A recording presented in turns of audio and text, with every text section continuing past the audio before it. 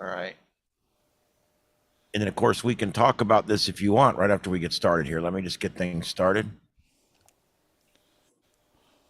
All right.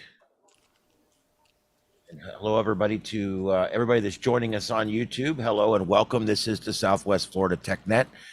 And I'm here tonight with my co-host, KM4 OVZ Joseph. My name's Ian, KO4 EFS, and we're here with a lot of our regulars tonight, Dallas and Dave and Dave and Dave and Dave and Ken and Gary. Welcome tonight. Also, I know we've got several others out there too. So and we've got several joining us on YouTube. So thank you for being there for us tonight. We're going to be doing just a little bit of everything tonight. I don't have a big, huge topic planned. So what we're going to do is we're going to see where everybody's at in their shack and what they're working on. I'm going to give you guys an update on my work here in my shack. This side is about 95% done. And the dividing line goes right down through the laptop here. And we're going to be doing this side this weekend. So this ought to be fun. I'm going to be ripping everything out again and putting it all back in. So that's going to be good. But welcome everybody. And we're going to go on tonight for several hours talking about ham radio tech. Everyone's welcome. You do not need to be a ham radio operator to participate. If you're watching us on YouTube later on, or even now, feel free to join us live on our Zoom meeting anytime you want, because we want you to participate. This is a kind of a participative sport here, and we like that. All right. So anyway, let's see what we got going on. We tonight. I was just telling you guys about my my little shack project I'm working on. I'll tell you real quick on this one. You can see in this view here. I got my upper screen put up here, but I don't have the big screen up here yet. I'm working on a bracket system for it because I need it to go up there in such a way that I can move it easily so that I can get behind it. So I'm looking at using one of my two brackets. I got this bracket here at a secondhand store, and I paid, I think, $3 for it. And it will hold my TV. I'm just going to have to I'm going to have to buy a little piece of that strip metal or something to fashion a bracket so that the TV will mount onto here. And then that will go on the wall behind the shelf. And then this way I can move the TV enough that I can get to the computers behind it. So that's what I'm working on for up there. I got another bracket over here that's going to go up here and put a high one up here. And then I'm going to have my three over here for the Broadcastify stuff. But all this is coming out this weekend on this side. And I'll show you guys next weekend what that's going to look like. I can't wait to get this done. I mean, we're coming in the hurricane season, and I need to get this shack put together. The other reason I'm wanting to get it done, I'll be honest with you guys, is because Joseph and I are looking at doing, excuse the coughing here. Joseph and I are going to be doing some YouTube broadcasting coming up, and he's already started. He's already done a couple. He did a review video on that little radio that he bought, and it's gotten 3,000 views already. It's helping more on our algorithms and a bunch of other stuff all combined. So I'm really happy about that. So we're going to do a lot more of those. And once my set here, if you will, my shack is ready, then I'm going to be doing a bunch of those myself. I'm going to begin reviewing stuff. We're going to be doing a little quick how-tos on things. And stuff like that. So that stuff's all coming. I hope you guys will get to see some of that soon. All right, let's see who else has popped in here. We've got another gaggle of Daves. Let's see here, Larry and Ken and Gary. Welcome everybody. Yeah, there's another Dave. Hey, what's up, Dave? Hey, if we have one more Dave, we've got a quorum. We can have a meeting. Anyway, all right. I used that before, but it does work. All right. Anyway, so that's basically what we're going to do tonight. So we're going to just talk about everybody's projects that they've got going on, and maybe there's something you need help with. And then after that, if you guys want, I've got the FT8. Believe it or not, a lot of people like when we work FT8 live because it gives them a chance to see it being worked. And so we're going to do that. Before we get into all that, though, I want to put a request out there. I need to learn JS8. If there's anyone out there that uses JS8 call that feels that you could come on one night, no pressure. I mean, I'll even make the damn slideshow. I just need somebody to come on and that's intelligent about it, that knows that can tell us what to do. We would like to use it and maybe even demonstrate it back and forth live on the air one night. I've actually been looking at Charlotte County is beginning to use JS8 call as an emergency management tool. And that's kind of cool. I mean, if you think about it, if you've got 6 or 8 stations operating and you're all on JS8 call, it's almost basically like the old teletype used to be. Everybody's typing and everybody can see what everybody's typing all at the same time. Getting a lot of noise here, guys. But anyway, you can basically see why that might be something that we could use in the future during storms and things like that, to put out storm information and updates and things like that on. So I'm looking at some different uses for JS8 call. So if there's anybody that knows anybody out there, they can come on and give us a demonstration of how to set up and use JS8 call. That would be great. Most of us already have our computer already set up to work with our radios. It's just a matter of and I even have JS8 installed, and the waterfall looks right and everything. So I just need somebody to show me what to do on thing. I guess I could go watch videos, but I've been really holding out that someone will come on here and give us all a demonstration one night, because I think that'd be a cool thing to progress to. When you start getting tired of FT8, this would give you something else to check out, you know? So anyway, let's see here. All right. Let's go around and ask if anybody wants to go first. Is there anybody out there that's working on a project you'd like to tell us about? Whether you're hung up on it or not, just let us know about your project and what's going on with it. Who'd like to go? I don't know if I should go. I've been talking about it too much. No, go ahead, Joseph. Tell us what you're doing. All right. So tomorrow we are doing an overhaul of the mobile setup for my truck right now. What we're going to be doing is new antennas, a new mount, feed line, a new power supply, new radios. Everything is going to be new. It's going to be nice. I built a whole radio console thing like they put in cop cars. So I had too many radios to just stick them on the dashboard. So we're going to have a console thing.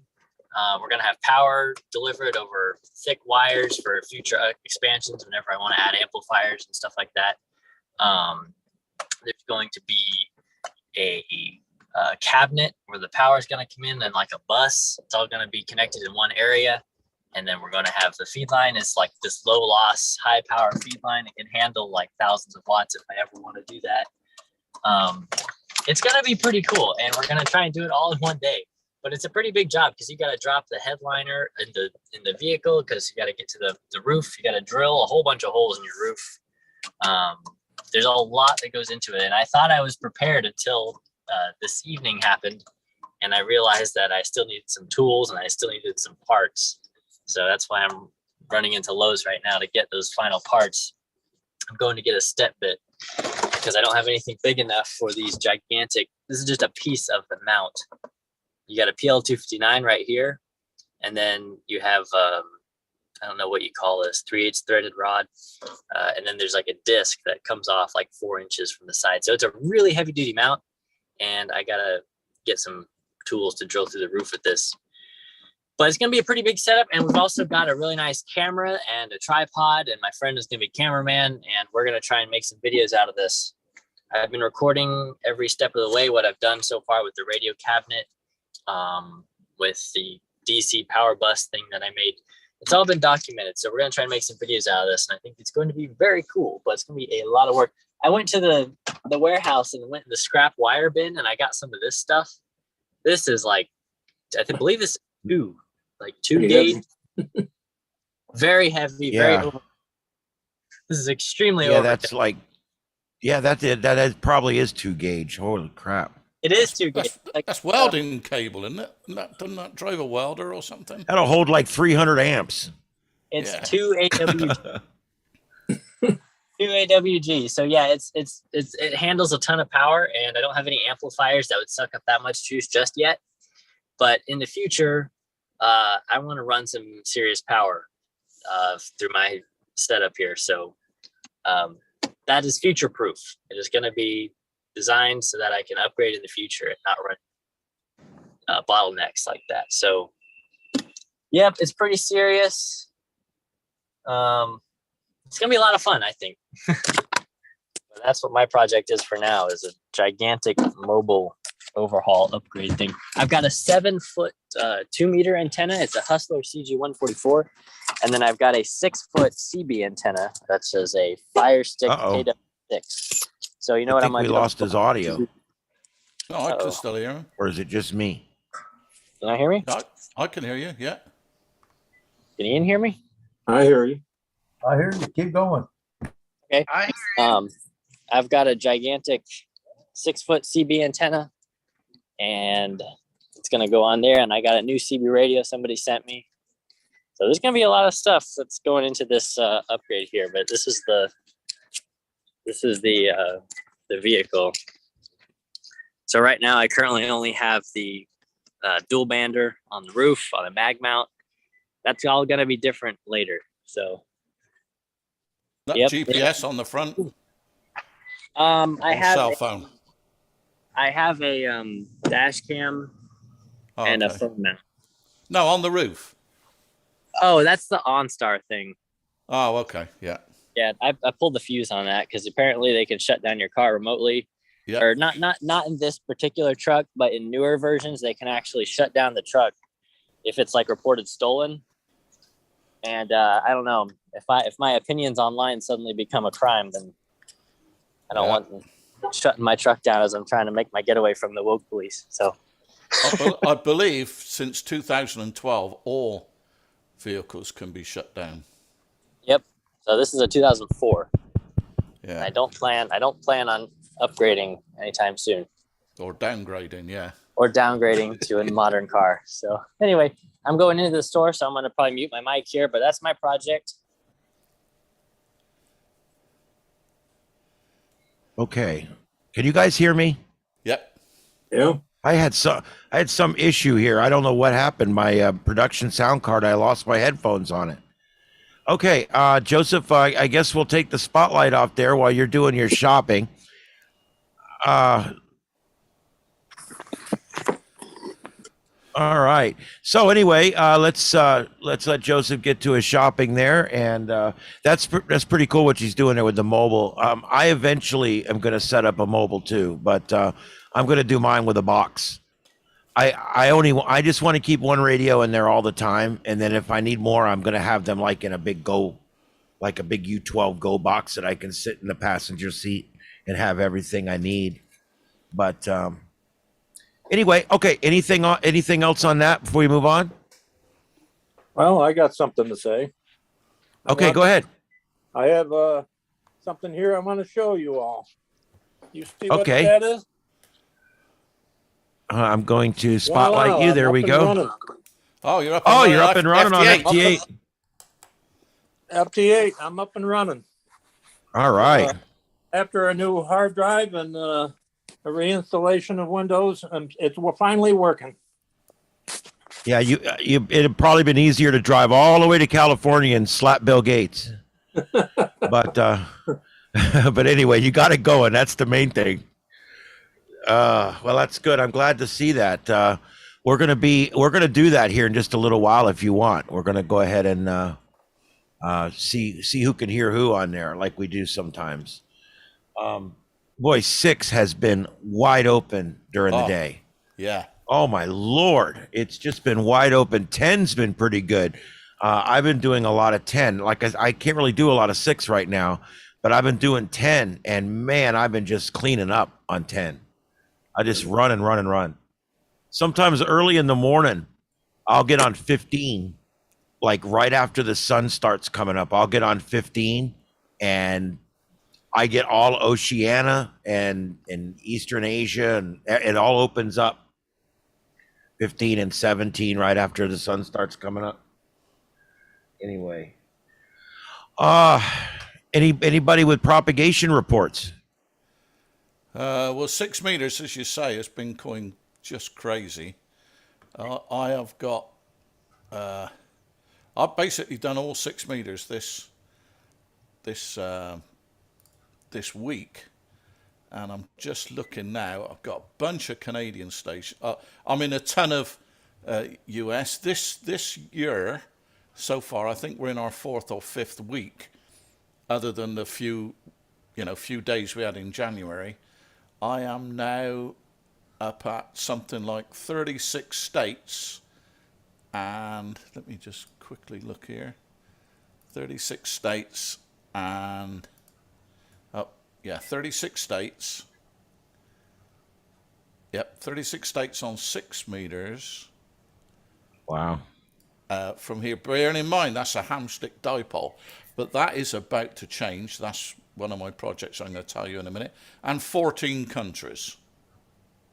So obviously the big one was Fiji, which was just blew me away. The rest of them are all kind of scattered around, Bonaire, Brazil, Canada, all stuff that's relatively close to us. Chile, Costa Rica, Dominican Republic, El Salvador, the Fiji I told you about, Guam. Fiji, I hear they got good water there. Yeah. So it costs a lot to ship it here, though, World famous Yeah. water. Yeah. There you go. So 6 meters. Now I have heard or seen on the screen, and I'm just looking now to see if there's any coming up, but there isn't. But I haven't worked Japan, but there's been a bunch on Japan this last week, and 6 meters is still wide open now. Yeah, 10's open right now, as late as it is. 10's still open.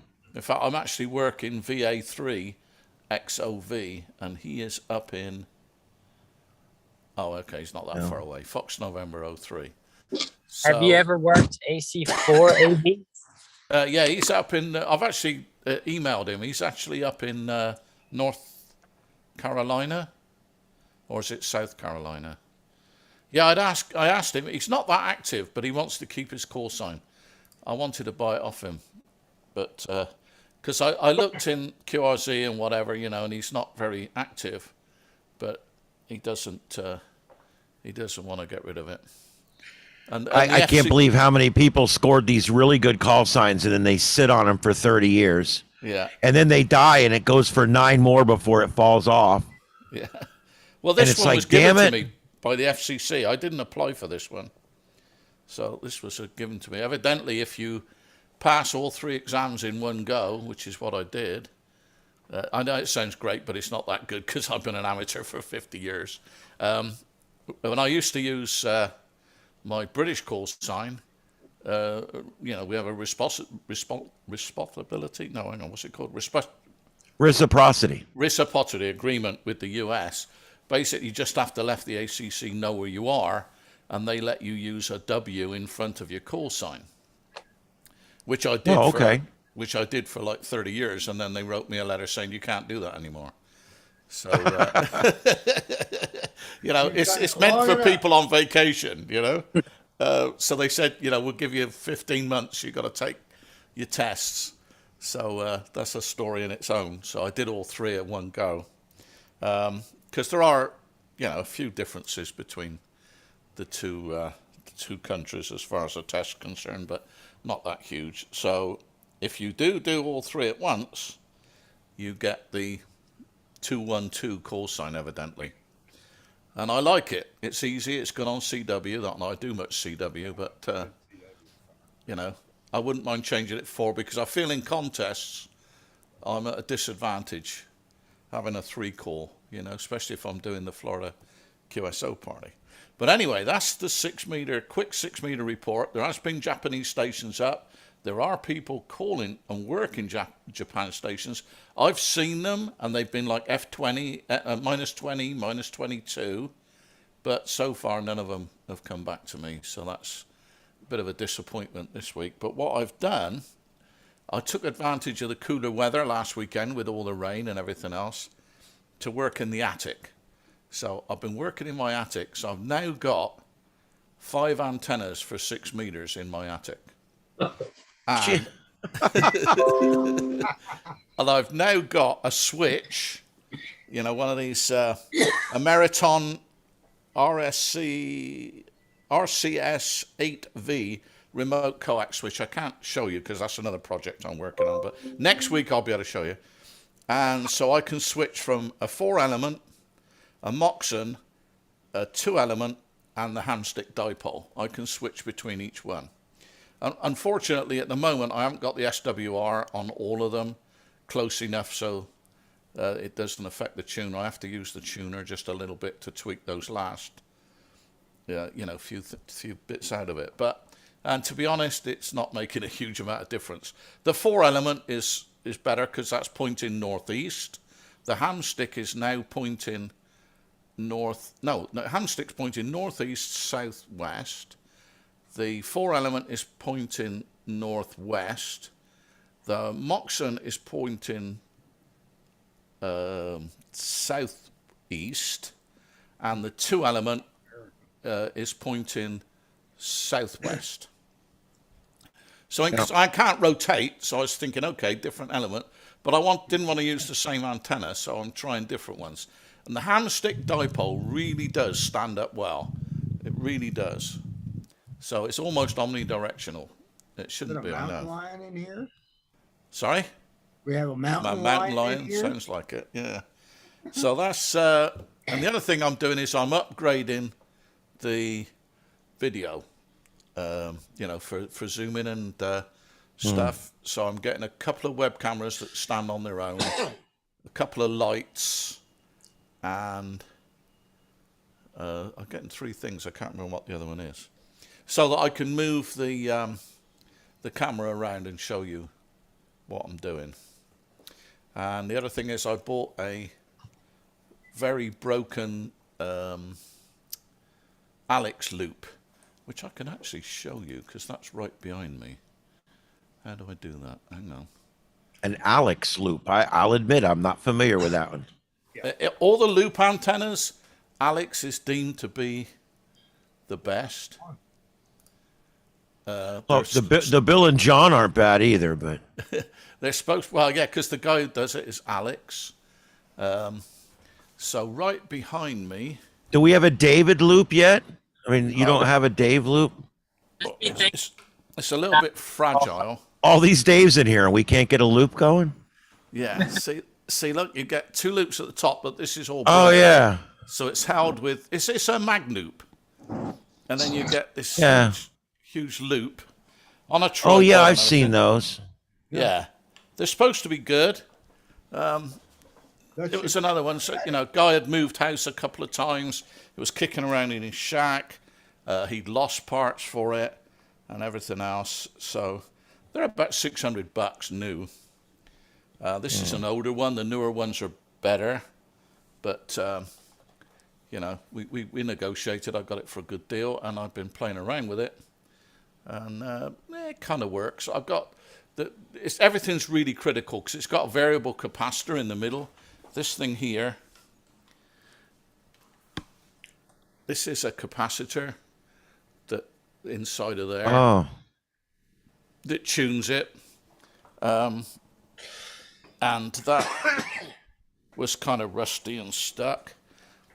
And they're really, really critical. That a tenth of a turn is the difference between, sort of 8 to 1 and 1 to 1 on the VSWR. So is that one? What bands? I've got 2. Sorry? Is that one continual piece of coax or no? It's 2. The big loop and then the small loop. The small loop is the capacitive, the inductance, and then the outer loop is what you tune for the different frequencies. I've got 2 loops, one for 40 and 80, and the other one is for 20 and above. I believe it'll do 6 meters, but I'm not sure. So. And those loops have to be exact lengths, right? Yes. Yeah, and they have to. You have to change the depending on the velocity of the coax. They're coax. So this one's made with 213. So it's like 0.76 velocity or whatever, and you have to take that into account. There's quite a lot online about them, and they're very complex to make and set up and everything. And the Alex loop is supposed to be the best one. It's made by a Brazilian, Alex something or other.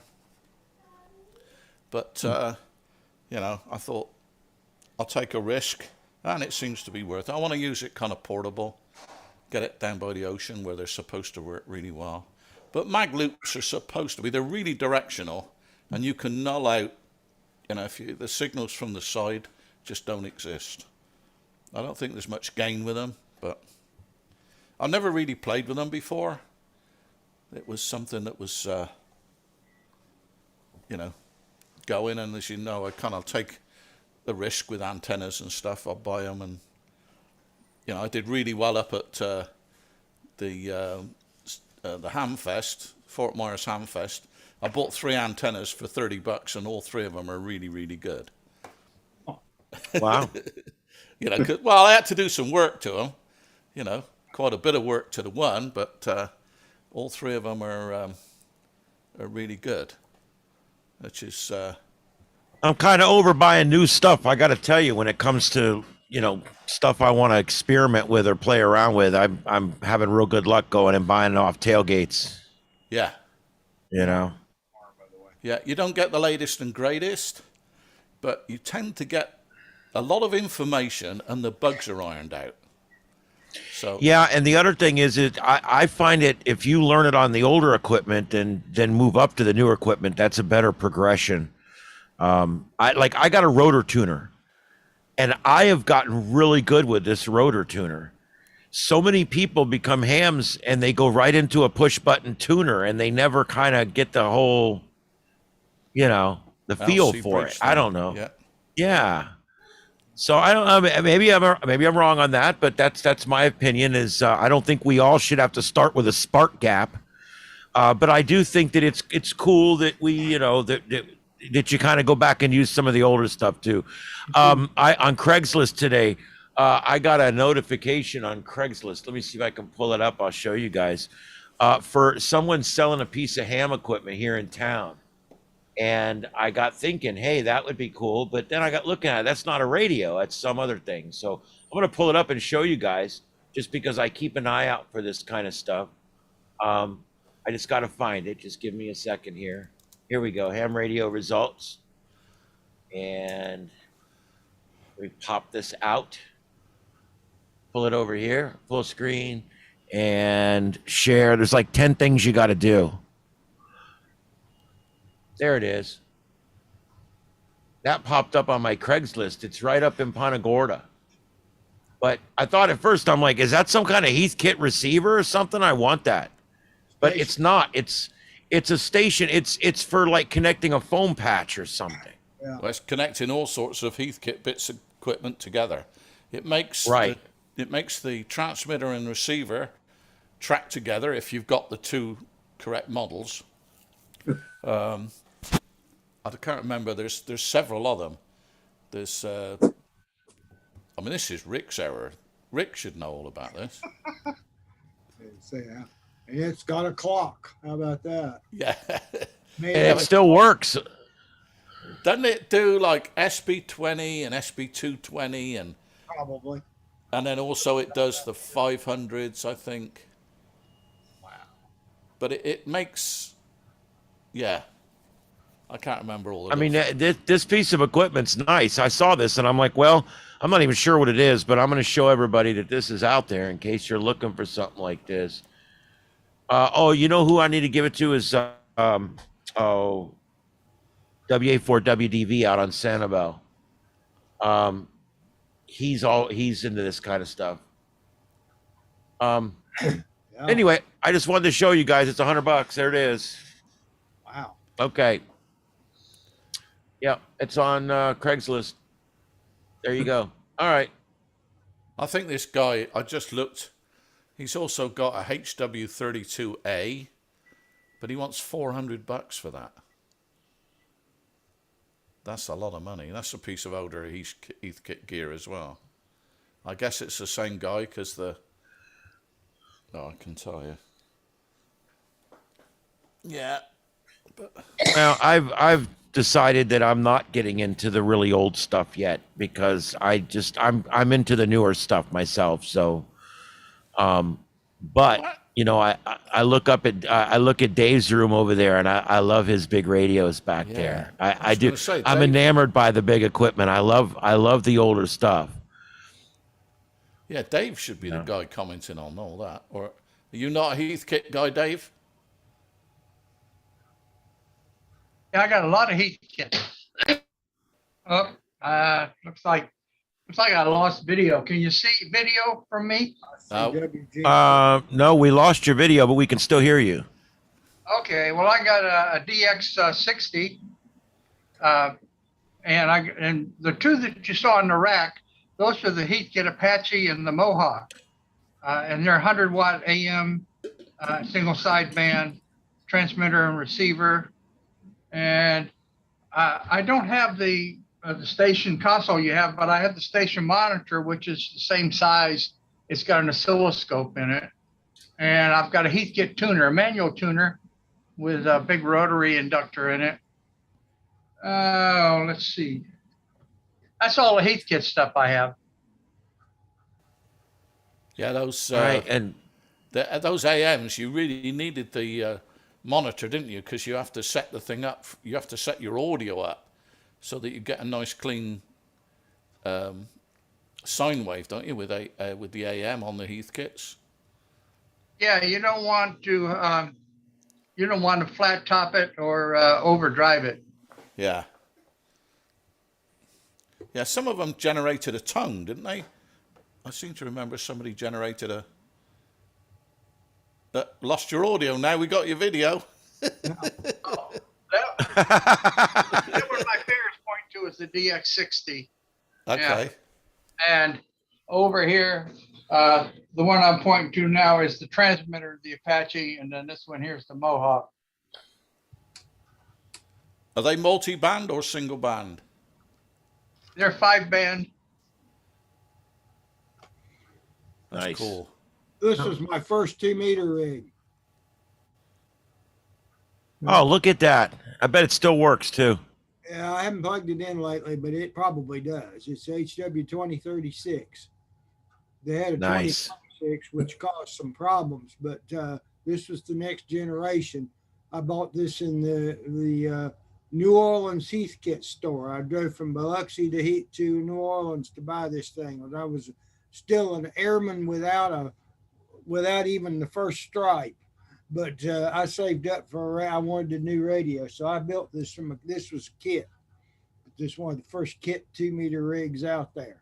Yeah. So, and I had a guy help me build it.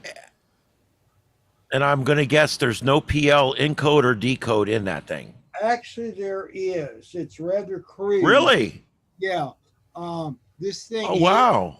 You've got 3 pots in this thing, and each one of those you take a little screwdriver and you fine tune that thing to the right frequency. 136.5, no doubt. Yeah, well, I don't even have it set up, but it's not real stable. If Right. it goes above, of course, and if it gets too cold, it goes below.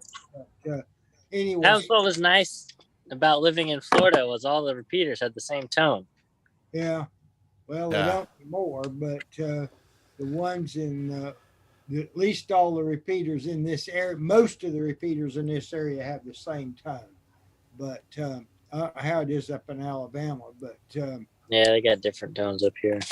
yeah, that's kind of annoying. But it's kind of nice when you Well, stop. what I liked about it is that yeah, it's very standardized. We have one frequency here in town, one pair that's 127 on the PL. Everything else is 136 except a couple of private ones. Yeah. So that's always nice. Yeah, I was just going to tell you, Rick. Joseph had a radio that didn't have the encode in it, and he put a little tone generator in there and wired it in line, so that it would send the tone out, and it worked. Yeah. That was kind of a cool. I actually downloaded a thing for my phone that puts out a tone, and I can program the tone into that and key my mic with no tone, and you could actually, it works. I actually got it to work, and I'm talking on a repeater with it, and I'm just holding the tone. Like, I didn't even think it would work, but yeah, just seeing what I could do, I thought that was kind of cool too. Well, you know But, what we used to do when I was in Shreveport, Louisiana, I was out there in the Air Force, and we'd play. They had one repeater with a PL tone, and we'd play with it. You'd hum into the microphone, and sometimes we'd bring the damn thing up. Yeah, you could whistle. you could get it to click. Yeah. Yeah, in the UK, well, in Europe, they only have one frequency, 17.5 kilohertz. And it's a burst. It just comes on as you press the PTT. And that's it. Opens up the repeater, and then anybody can talk on it. You don't need it individually. But you can whistle that up. 17.5, I thought it was 1750 hertz or something like that. Yeah. Well, What's that, Dave? Is that a generator? Yeah. Well, we can't hear you. I forget to push stop. That's the generator that Joseph has, and Yeah. I have one of these. DE32. Yeah, I'm not using it. If anybody needs one, it's available. That's pretty cool. You just turn that with single knob to whatever frequency you need it to generate and hook it into your radio, and you can talk on any repeater. It's pretty cool. I got a question too about tones that maybe somebody can help me with. Go. I have recently acquired many vintage handhelds, and I'd like to be able to use them on our repeaters, but none of them have tone boards. And they used to make tone boards for them, so they have like a little pocket and a little spot to put a tone board. The original tone boards are all discontinued, of course. Yeah. But I need like an inexpensive way to generate a sine wave tone. I can build something if I need to. I need a way to generate tones inside of all these radios here to be active in the repeaters, because like I really want to use this one as my. Where are you at? Are you in an old Radio Shack? I wish. I got one of my friends was in Miami was selling his collection. Oh man, check this thing out. IC03AT, it's a 220 radio, and then next to it I have the ICM5, which is a marine radio. Yeah, I got a 3AT. Oh wow. Hey Joseph, there's a vendor. There's a guy here in Florida who's a vendor at our Hamfest, and I can't remember what his company name is, Lightning Tech or something. Anyway, he has all these little electronic circuit kits, and some of them are tone generators, or not tone generators, but oscillators. And you might be able to look him up. Isn't it something like Light Fire or something like that? Something like that, yeah. But he has all these kits. You can make generators and flashing lights and all that kind of stuff. So you might find a little circuit card that you could shoehorn into your HT, but you'd only be able to generate one tone. You wouldn't be able to. Yeah, but anyway, it's a thought. Okay, I'll look it up. I want to say That'd be helpful, yeah. They're relatively easy to make if you use like a 555 timer or something like that. But I mean, there's more sophisticated ways of doing it now. Can't really do it with the 555 timer. I've looked into that. I don't think you can unless you like buy like a filter for it or something. I've looked into Arduinos. Yeah, it could be. Can't really do it with Arduino because they can only generate a square wave. So you would have to smooth that out somehow. But I've seen them. They sell them on eBay. Ones that would probably work, but they were like $50 a piece, or it was like $30, and then with shipping it would be like 45. And I was like, man, it's kind of a lot just to generate a tone inside the radio. So I didn't really want to buy that at the time, but maybe that's the only option. They there's a company called like, I don't know what it's called, ComSpec. I think it's ComSpec. Yeah, that made a tone board. Like it was SS-64 was the name of it, and I can't figure out where to buy that. I can't find any listings for it I think online. they discontinued those. I think that company got bought out and it discontinued it. Yeah, I think so too. So that kind of puts a dent in my plan, but we'll figure it out, I guess. Can't find. There's got to be a way to just build a single tone board to stick in there. Yeah, like it can be one tone. I really only want it to generate 127.3 is the only tone that I really need it to generate. But I don't know. I've looked up guides for how to make a simple sine wave generator, and they're not simple. They're like, you got to build this whole circuit. It's like, I just need to generate a sine wave at a specific frequency. And there's like guides on how to make a sine wave generator, but it's like, it's useless because there's no way to control the tone. Well, there are tone PL chips out there, and it only takes that and a few external components. And if you only want one tone, instead of putting in a dip switch, you just tie the leads high or low to make it generate that one tone. Right now, I can't find it. I found one, and the way I found it was I looked for the tone board for a Yaesu radio, and the data sheet for the Yaesu radio showed a picture of the board, and you could read the part number for the IC. And I looked that up, and it was dirt simple, but I can't remember enough. But it even had an encryption mode. Of course, you don't get that on the ham radio side of the world, but it was a nice feature that if you made a board yourself, you could accidentally make that work. That'd be pretty cool. Get on the repeater with your encryption. It's Nightfire Electronics. The website is vakits.com. eakits.com. Yeah.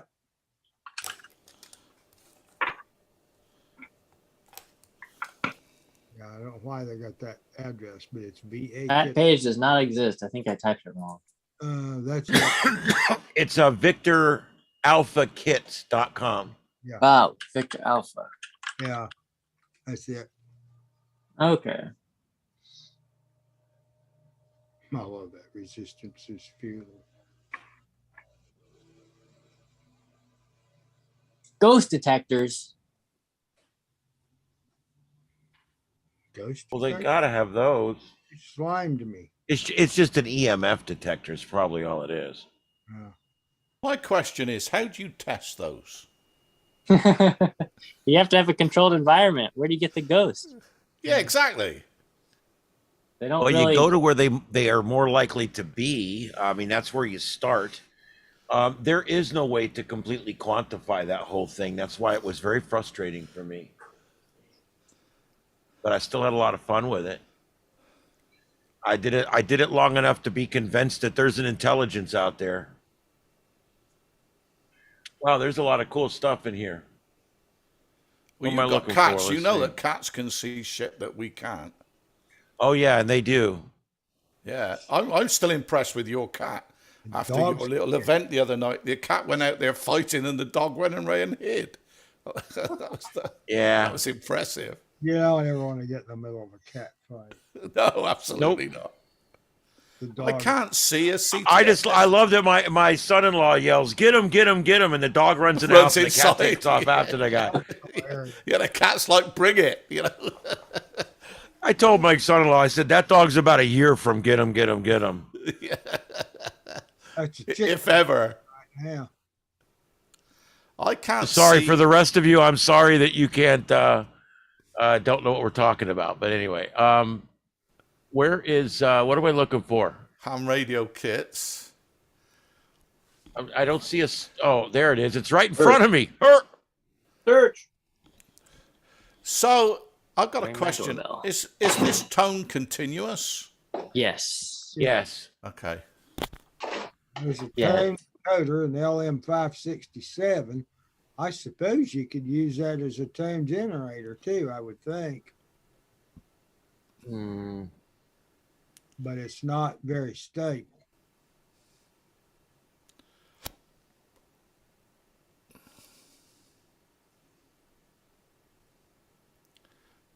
Oh, I can see a coal. oh pits there we go. operating. An American police siren with bullhorn. There you go. It's an American one though, so you can't take that over to England. No. It wouldn't go in France either. No, we No, only have, no. we only have two tones anyway. They call them blues and Oh. twos because we have blue lights and two tone. There you go. Wah, wah, wah, wah. See any That's tone the sound encoders? of, No, I can't see any that's tone. the sound. That's the sound of the ambulance coming. Yeah. But the thing is that theirs are directional. They can put them on the front or they can select the direction they want them to go.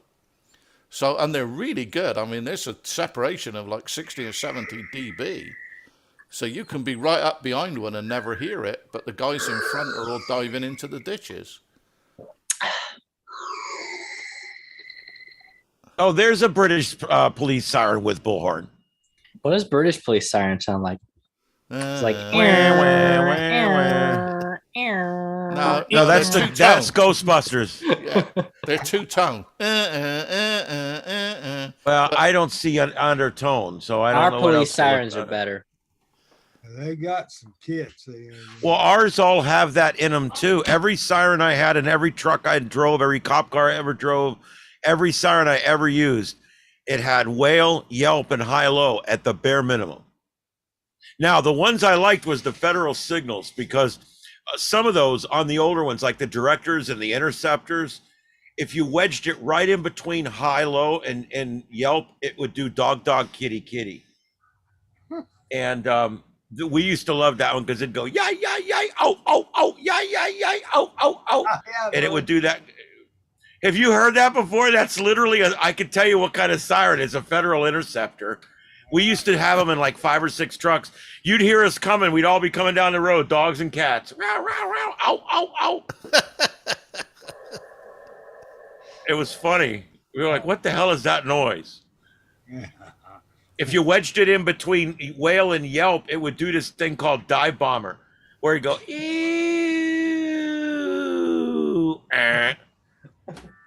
ew. And if you're like, what in the hell is wrong with that truck? That'd be a hell of a burglar alarm siren. I'd get him going. Hey, I remember the chief actually issued a directive one time, quit effing with the siren and drive.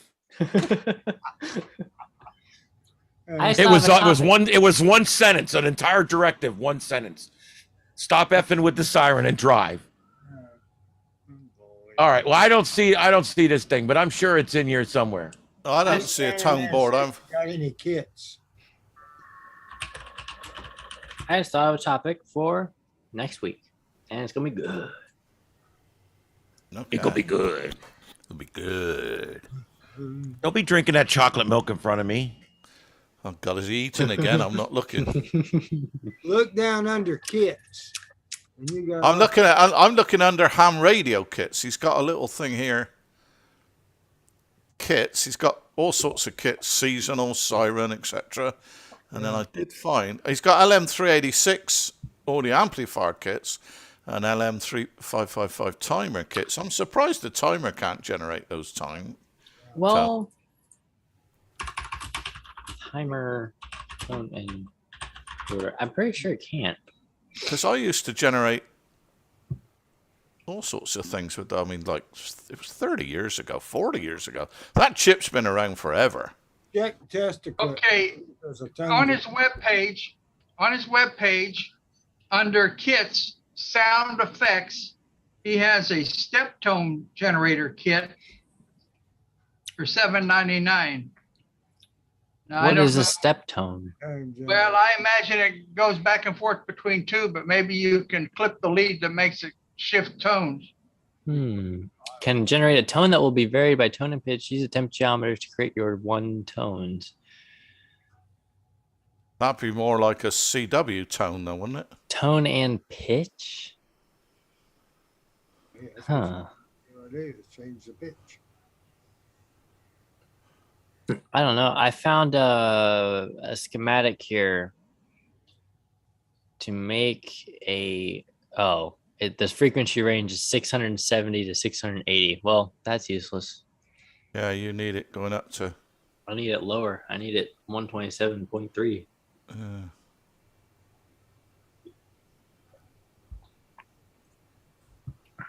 How do you make it go lower? Well, I just found a CW transmitter for $14.99. The Pixie. Yeah. You can have it. Oh, you buy the frequency. So you choose your frequency. He's got like 3, 6, 9, 10. He's got 12 kits with 12 different frequencies.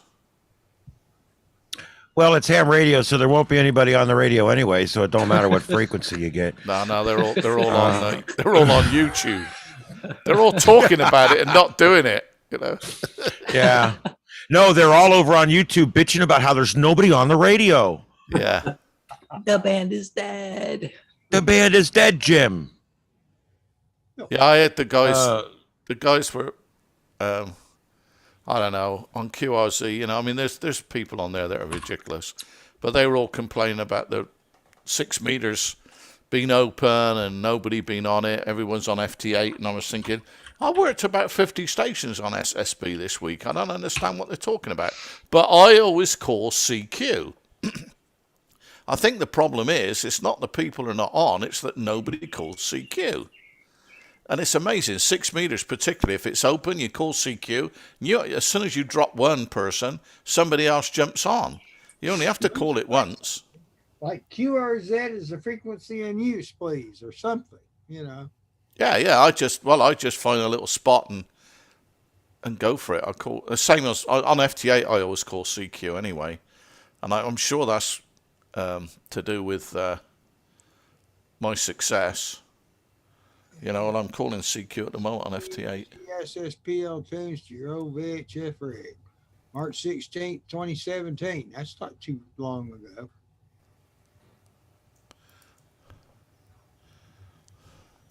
I can't find anything in there. You found a circuit, you say, but it's too big? This is what Joseph did to one of his. He just put a little input plug that inputs the tone in between there. This guy did the same thing you did. Yeah. And then he shows this. He did the exact same thing I did. Oh, wait a minute. Well, Frequency he's using an user app. So all you'd have to do is get an old phone that could create the tone and then just have it on the back of the radio. I tried to hold the phone playing the tone up to the mic, and apparently the mic has some kind of filtering on it, because unless I held the phone just right with the volume all the way up, the repeater would not key. Well, the other thing is, a phone is not full duplex. It switches on and off a lot. And the other thing is that phone audio is really not good at all. No. We're talking about generating a tone through the phone speaker. We're not like putting it into the microphone. You're both right. I think what we're talking about here is the quality. There's a loss of quality when you go from speaker to microphone. If we had a direct connection, we wouldn't have that degradation. I think because with these tones, it has to be perfect or it's not going to work. Yeah. They got quite a few oscillator kits. So I'm guessing the tone is just a regular, it's not a square wave it's just a regular sine wave tone. Yeah, it's a sine wave. So I don't know if they go down that low. He's got quite a few kits, oscillator kits. Oh, actually, they're probably higher. What about something like this? See, yeah, that's what I've been looking at. They're $25. It's kind of a lot for that, in my opinion. Oh yeah, so that's the thing that. Yeah, like $25. You can buy a small bag of rice now for $25. The other problem is that they run off 9 to 15 volts, and the power in the radio is 5 volts, I think. So it's a crystal oscillator. 9 to 15. What about that one in the method? Can you buy that chip? Oh, where'd it go? It's a Motorola chip. The one you wanted me to pull up? Yeah, it's a Motorola chip. So if you could buy that chip, but probably, I mean, at $23. 16F. Oh, there's a couple there for 20.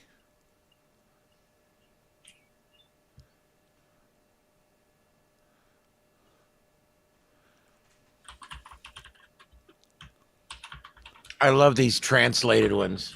You can tell when it's been translated. That's the other problem. I don't want to order from China or wherever this is coming from. And just, I don't like anything about this listing. Like, Is it the part where it says good radio, Joe, you like? so good, you buy again. Yeah. Yeah. I don't Radio know. super fantastic, Joe. Yeah. All right. We make product just for you. Yeah. So I don't know. Here's They're- this they're all was sold by the other same- one. It's the same person selling it though. I don't know. I just kind of don't want to go that route. I want to make something or buy an SS64, but those are not for sale anymore. Nope. That is a pretty simple thing for $25. I mean, it's a specialty item, so I can kind of. And I'm one cheap SOB lately.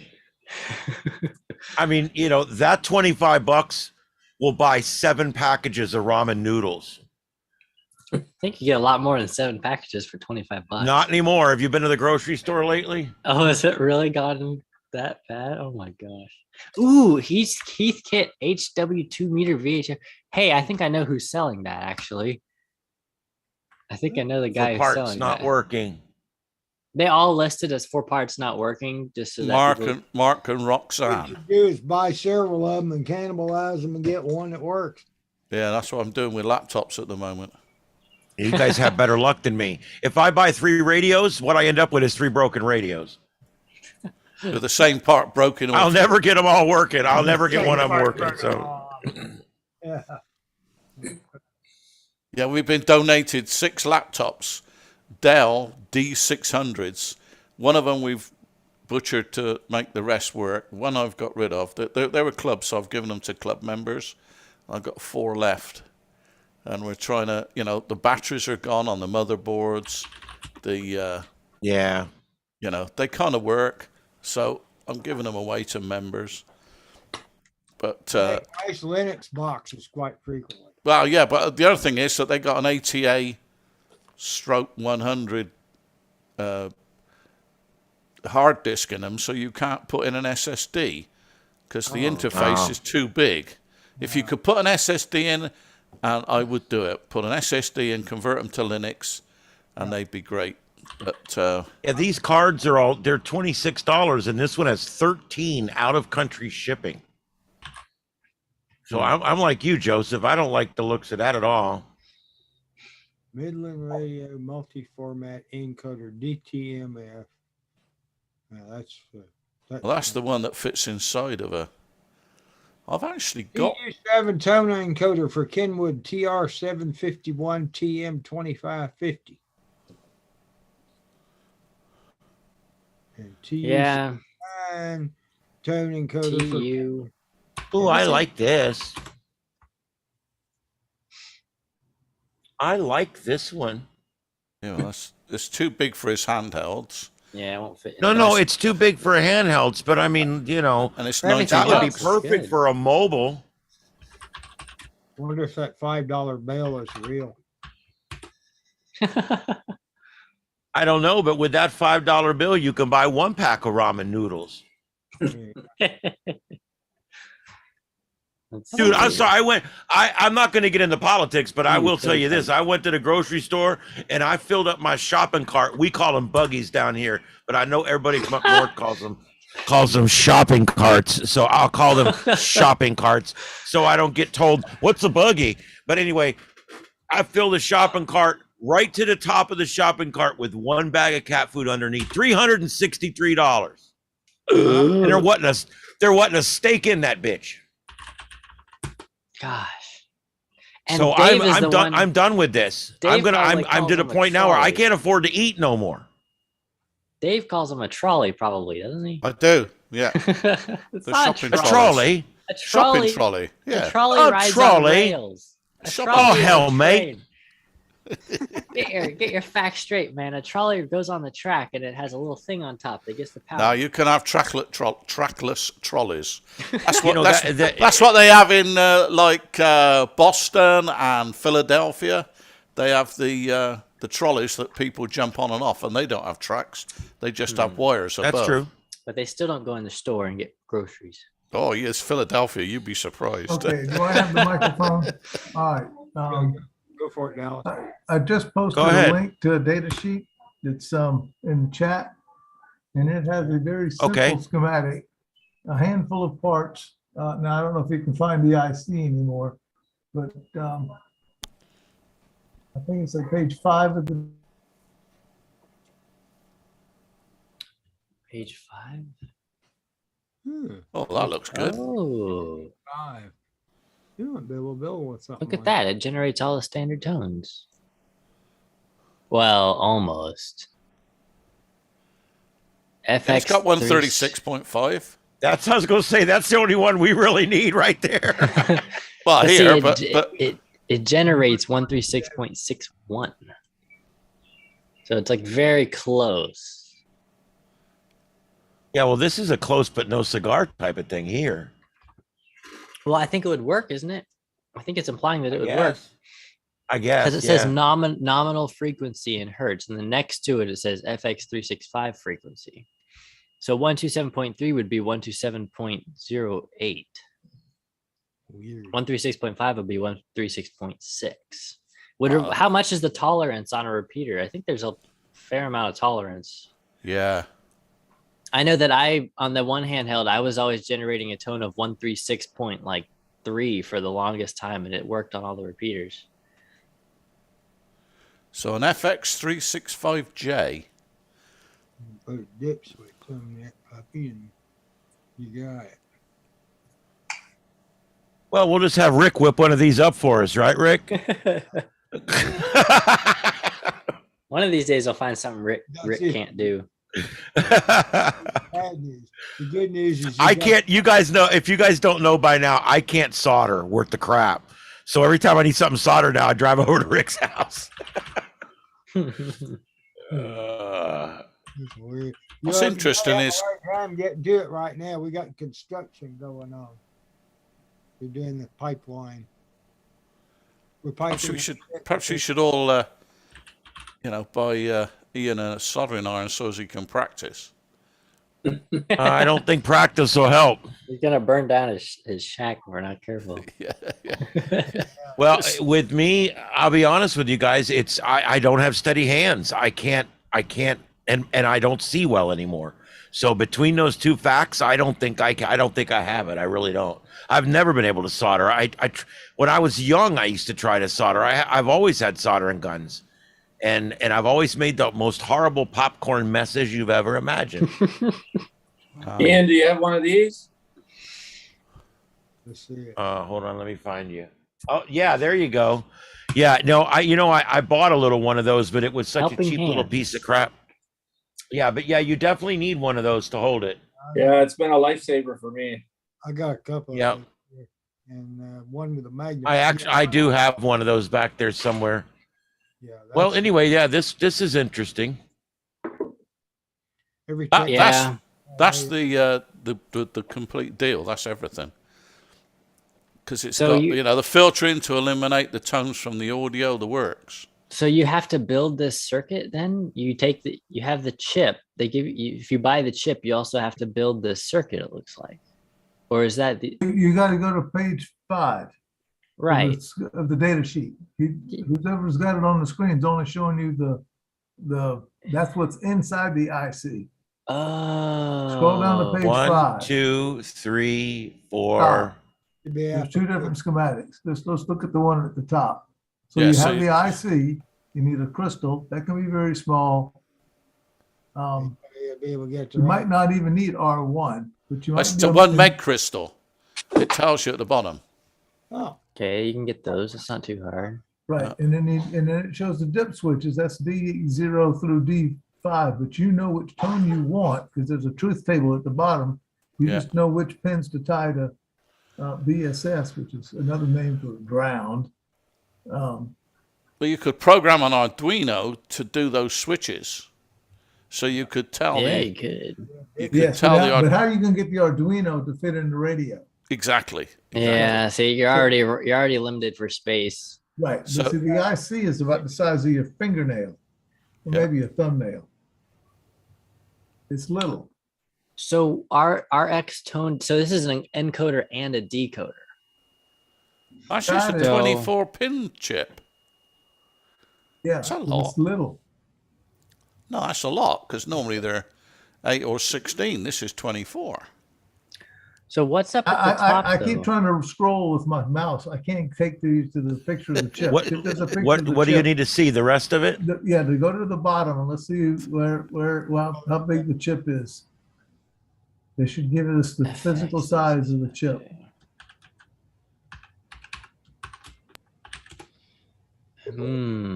RF Microwave sells it for $26. Then I might as well just buy the other thing if I'm going to pay that much. $29 a piece. Oh my gosh. Okay, keep going. The- Someplace there should be a picture of the chip showing how tiny it is. Okay. Oh, you so can get what is surface C? mounted ones as well. Yeah, so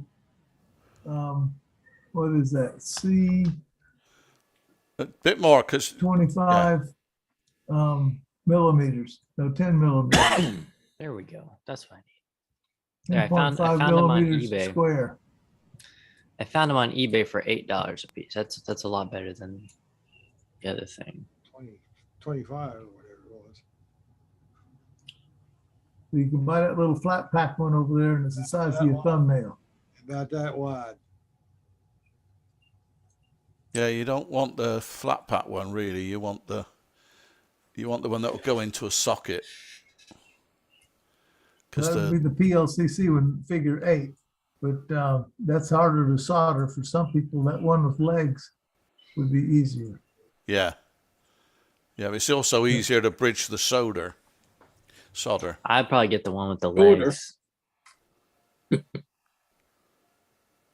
Well, if I found them here on eBay for $7.99 a piece. And what other components am I going to need though? It looks like you need something else. I mean, besides the dip switch or, connecting whatever pins you want, you probably need some kind of filtering, I would imagine, like a capacitor or. No, the filter's built in. If you look at the top, there was a Well, list of components you needed. okay. Down a bit. This is like playing Golden Shot. Keep going down. Keep going down. Keep going down. There was a list of components. I think underneath the circuit diagram.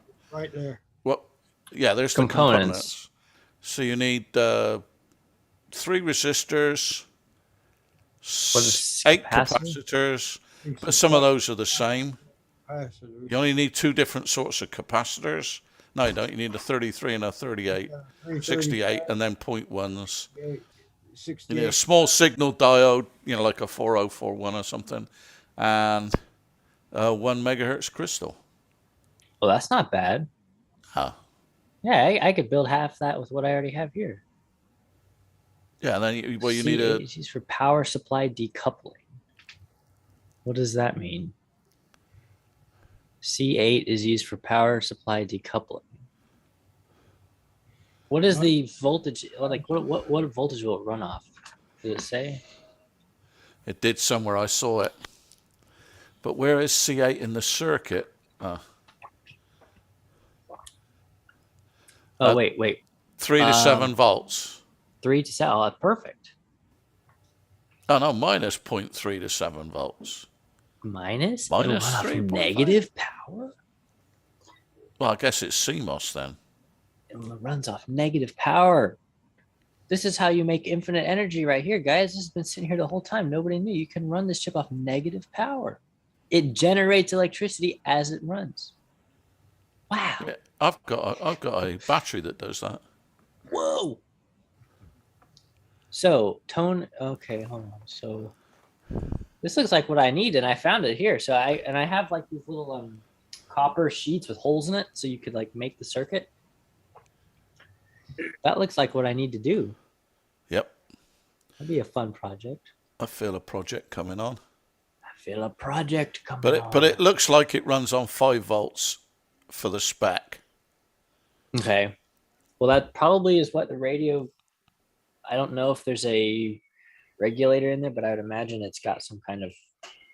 I have a voltage regulator that I was using. I don't think you'd need one. I think it's all built into the chip. Because it seems quite a comprehensive chip. It's doing all sorts. It's got audio filtering built in. Is this so? I noticed a lot of these circuits and chips have like a PTT up down pin on them, and you don't really need that. You just need to generate the tone all the time. Like anytime it has power, generate tone. I wonder why they all have that. Maybe because the chip can only do one at a time. You might have to switch off before you switch on the next tone. Probably set that You might low. want it so that when you transmit, you get one tone, and when you unkey, you get a second tone, because not all repeaters use the same tone, especially in the commercial world. Oh. Look, most police fire departments use 2 different tones. Okay. That I guess is cool. I'd have to solder the wire for the key down so that it's always generating the same tone. Well, that helps a lot. Thanks, guys. That's what I needed. All right, and with that, I'm calling it quits. I'm dead tired. All right. I'll try to stay up and see y'all next week. All right, sounds good. We'll see you next Okay, week. cheers, Dallas. Somebody has a chirping bird. Yeah. Oh, so that's me. The garage door is open. I'll go turn it up close. It's not bothering me. I just think it's amusing. Yeah. I'm trying to see the chat. Somebody's put something in the chat, but I can't see it. That is the what's what Dallas put there for the. Oh, for the thing, yeah. Yeah. That's quite good. I got this new microphone that I found at work. Someone abandoned it. Ew, there's a huge spot. Okay. But it's like it picks up sound really well. And I'll show it to you. It's this thing right here. And the thing is, it like looks all professional, but it's like a $15 microphone, but it sounds really good. Sounds pretty good. Just for my uses, I think it sounds fine. So, but it does pick up background noise pretty bad. Like y'all could hear the birds and stuff when they're not that loud. But I kind of like it. That means I don't have to have this down, and then I'm getting a new pair of headphones soon because the little ear cups have started to tear up, and I need something new. Ian recommended me a pair that I think is probably really good. I looked at some more reviews and everything, and I'll probably get those here soon. So I needed a separate mic anyway. Yeah, that's what I'm looking into. I've got so many headphones here that I've tried. It's unreal. And I found the best ones for amateur radio are the AKG K240. And I just bought another pair because the pair I've got are starting to be a bit, raggedy and whatever. So I found a pair online for $40. So I bought them because these were like new, in the box, in the case, never used. But I really like those headphones. That's not these, because this is the Zoom setup. Okay. But yeah, I've got all sorts. I've got Heil microphone, Heil headsets. I've got Kenwood. Oh, a bunch of different ones. Funny enough, the Bosch ones, Bose ones turned out to be the worst. Bose is that company that everybody thinks is good, but I know. everybody's like, "Ooh, Bose," but it's like cheap. Yeah. Well, just so you guys know, this is what I recommended to him. This is what we use at the radio station. And these actually used to be over $100, and they can get them now for $86. But these are professional quality headphones. There's no mic on them. They're just headphones. And they come with a little adapter. They got both sizes.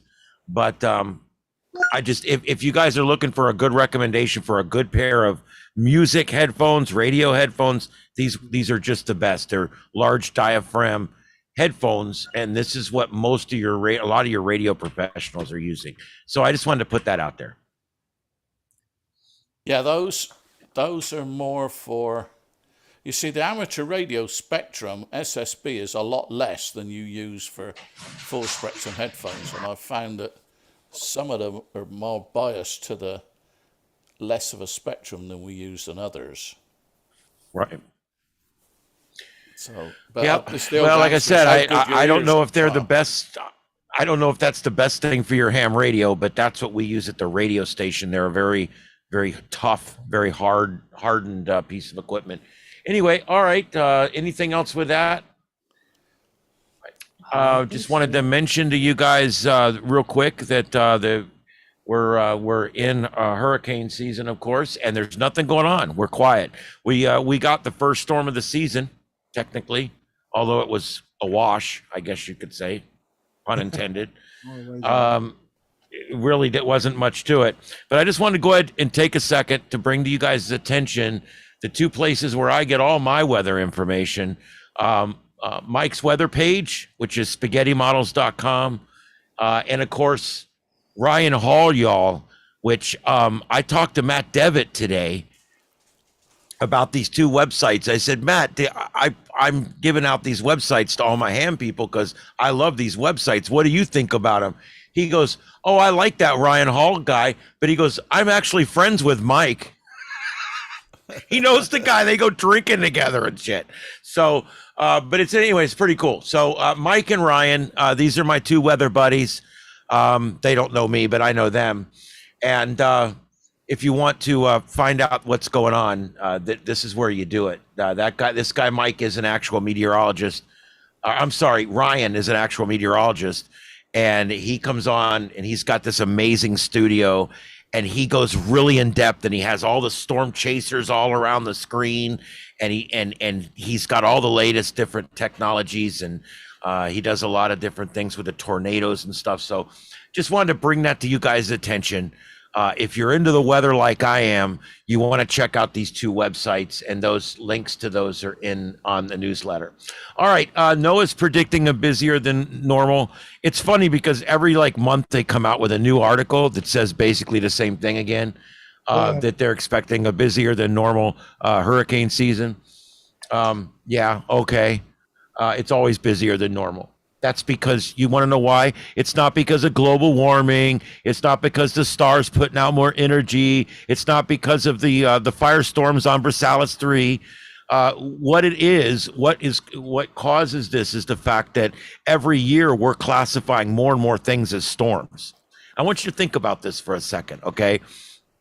Back in 1900, how many of these little storms in 1900 do you think were actually considered to be hurricanes? Back in 1900, they might have a little storm out there that a ship never went through it. We never knew it was even there. So in 1905, there was 5 tropical storms out there, but we never knew they were there because they never hit a boat. We never got a good pressure reading, whatever. Now we've reached a point now to where every little spin up gets a name. Every overgrown thunderstorm is named now. Exactly. And so what we've done is we've created the impression, and of course now the global warming people are using that to their advantage, but we've created the impression that we're getting busier every year. Oh my God, look, it just goes like this every year. It really doesn't. We're having about the same number. And they're like, we used to not get storms like Katrina a long time ago. And I'm like, you forgot about the Great Galveston Storm of 1900 that killed 4,500 people? Yeah.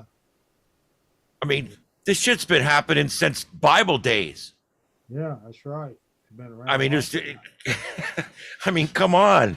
The Native Americans 1,000 years ago were down here living through hurricanes in Florida.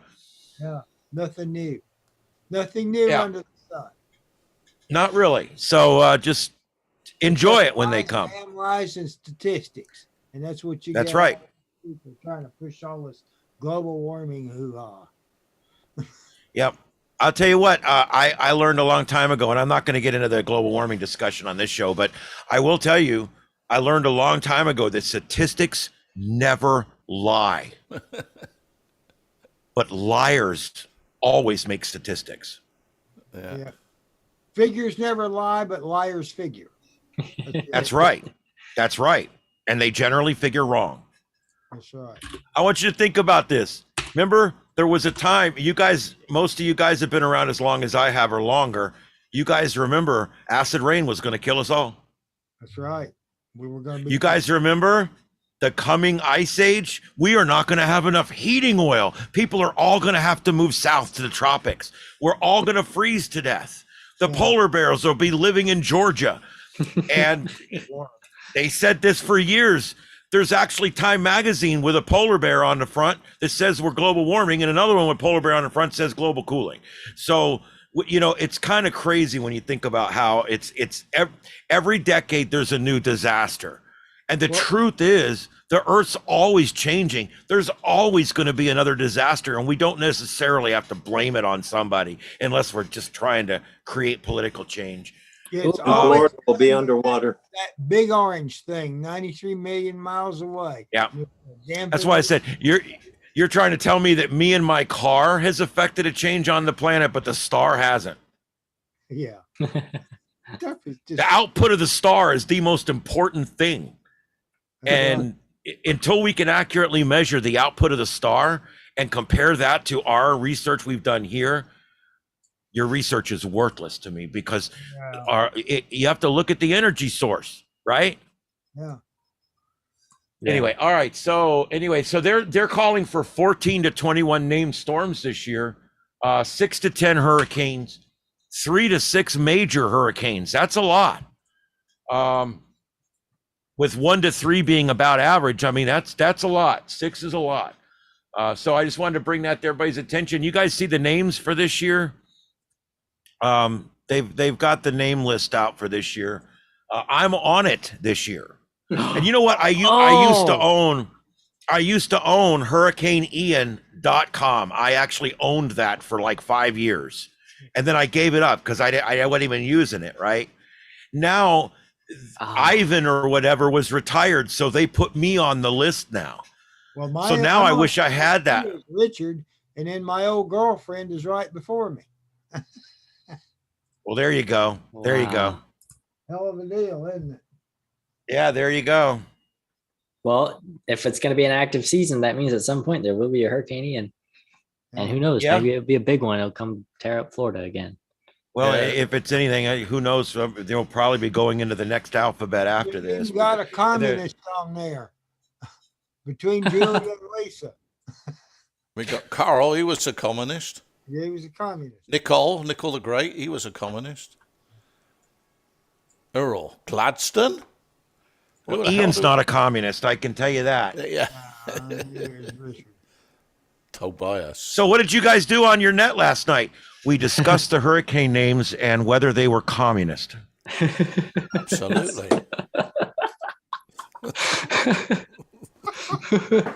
All righty then. I appreciate that. The hell of a net last night, man. Yeah, free beer for all the workers. Let's do it. Yeah. Yeah.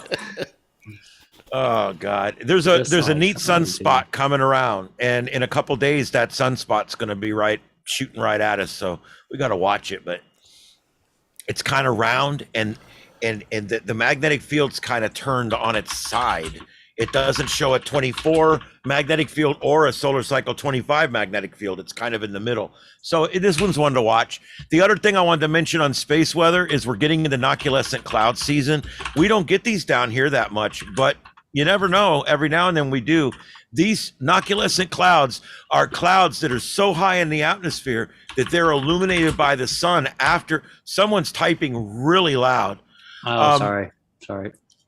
Noculescent clouds. Sorry, my ADD is so bad that but the clouds are so high in the atmosphere. They're a lot higher than our normal clouds would be. So what happens is they're illuminated by the sun a lot longer than the ground is. So we get dark down here. The noculescent clouds are still light up above. It's the same phenomenon that allows us to see the space station, like we just got to see the other night. That was cool. We've had some good flyovers lately. We had one that lasted like 4 or 5 minutes or something. It went from horizon to horizon all the way over. It was pretty cool. This picture right here is out of the cockpit of a commercial airliner. I just thought that was kind of cool. All right, the next thing is the solar conditions. Let me get the current solar conditions because these are from late morning. All right, where's the mouse? The only thing I don't like about having 5 or 6 screens is I can never find my damn mouse. All right, yeah, we're at 111. The solar flux is starting to come up. This morning, you can see here we were at 106, and last night we were at 101. And so it's slowly coming up, as you can see here from the graphic here. Let me scroll down. We are slowly climbing back up again. We were up at 130, 160, 150. We were doing great for weeks. And then it's fallen back off again, unfortunately. Solar cycle is coming early, definitely ahead of schedule. All right, and the K index was 1 this morning. It's 1 now. It's still very quiet. When your K index is low and your solar flux is high, that's really good for ham radio. All right, terrestrial weather. We're back to more of a summertime pattern this coming week. You can see every afternoon we got rain coming. So watch the aluminum. I love this one. You don't let ham radio people make first contact with aliens. Look, her first question. So what kind of antenna are you using? I like that. I like that. That would be my first question. Like, so what kind of array you got on there, man? Let me see your radio set. Yeah. Oh. I can't hear you. What PL tone are you using? Yeah, and I think this one might be right. I really do. It's like, what if we could breathe in space and they're just telling us we can't, so we won't escape? All right. So anyway, Earth theory. Swap shop tomorrow. I know Rick's going. Yeah. Tire in the morning. Wait, let's what? I had a flat tire a while ago. Managed to pump the thing up, but if it goes flat again, I might not go. So I'm gonna try to. You know, sometimes that air will find that exact same way out again. I probably will. It'll remember. It's kind of slow. It remembers where the hole was. I want to read you guys about this one. Ham charged with interference. This jackass, and yes, he's a jackass. He went on fire channels during a brush fire and was calling himself Comtech and was giving out information on the fire to the planes on a government frequency with his ham radio. This dumbass. Have his license. Oh my God! What is this guy thinking, dude? I'm all for a good jamming every now and then on the repeater, but the government stuff. Look, messing with public service frequencies. See, I think from what I read, he was not like sitting there keying down jamming communications. He was. He claims he was trying to help. He claims he was trying to help. You know what? I'm gonna tell you what I think. And this is coming from somebody that's retired from the government and used to be a dispatcher. He was playing dispatcher is what he was doing.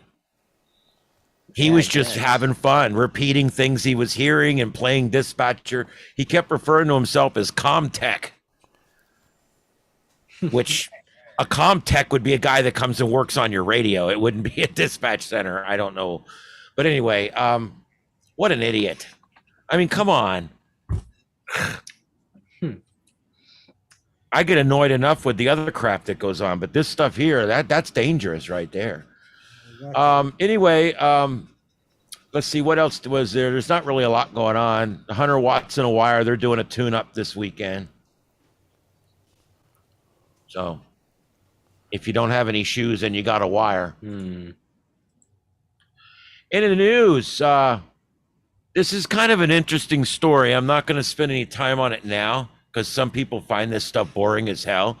But we've received some more short radio bursts from intergalactic space. And there's a nice story here. It's like 3 pages long. If you guys are interested, check it out. It's all about radio signals that we're receiving from space, and it's a worth read. This weekend, there's a bunch of events. Just like last time, it looks like I've put a bunch of old events on here. but I made these red so you can see. I double checked everything. These all go through this weekend. The way ARRL puts them in there, they mix up ones that have just ended with ones that are still going for 2 more weeks, and it gets all confusing. But anyway, if you see the red letters, that's just confirming for you that it runs through this weekend. But there's a bunch of these this weekend that are going on. It's calling CQ Titanic. They might get carried away. There you go. Yeah, I thought of several jokes to go with that. I decided not to say them. Anyway, let's see here. Sometimes the best jokes are the ones you leave in your brain. The burning of the HMS Gaspee. Yeah, I guess you guys celebrate everything over there, even when you burn something down. Oh yeah, one of our biggest celebrations is the failure of the guy to blow up Parliament. Yeah, we celebrate our failures. Yeah, Guy Fawkes, tried to blow up Parliament. He got caught and he failed, and November the 5th is a big celebration for us guys. Sooner or later we're gonna have January 6th is gonna be turned into a holiday. Yeah. The way things are going. I'm gonna tell you something. One of the coolest things I ever heard a politician say was Tony Blair. He made a statement one time and he said, I was sitting there one day and I was down in the dumps. I was totally depressed. I'm ad-libbing this from a long time ago, so forgive me if I'm not exactly right. But he says, my son walks up to me and says, Dad, what's wrong? And he says, well, I've just had a really bad day. It's been a really bad day in our government and a really bad day for our country. And I'm having a really bad day. And he looks at him and he goes, Dad, it's not all bad. You didn't lose America. Tony Blair told that story on the news and I howled. I'm like, that's hilarious. Anyway, that kid's smart. At least you didn't lose America. Yeah. Anyway, I thought it was good. I like Tony Blair. He was all right. I know he wasn't perfect. None of them are perfect. Trust me. None of them. If you can kind of like a politician, that's a lot. Yeah. Yeah. I kind of liked him. So that's. I don't think we've had one that you could like since Reagan, have we? Here? Yeah. Oh, I don't want to get in. I really don't want to get too much into politics. No, not into politics, into the ones that you could really like. The ones who were likable. Yeah. I don't know. Regardless of their politics, but as a person. Yeah, I'm so politically deep and impassioned in it that I either love you or hate you politically normally. I mean, I am very deep when it comes to politics, and it's very hard for me to say, I totally disagree with that guy, but he's a great guy. It's so hard for me to say that because if I totally disagree with you, you're not a freaking great guy. Okay. But anyway, oh Lord. What was the guy's name that used to get up and make the speeches and say, beam me up? I don't know. A politician? Yeah, he was a politician. I don't know. Trafficant. That was his name. He was a. I don't remember him. He was a congressman up from Ohio, someplace. His name was Traffic Cant. Yeah, Trafficant. Don't put him on roads.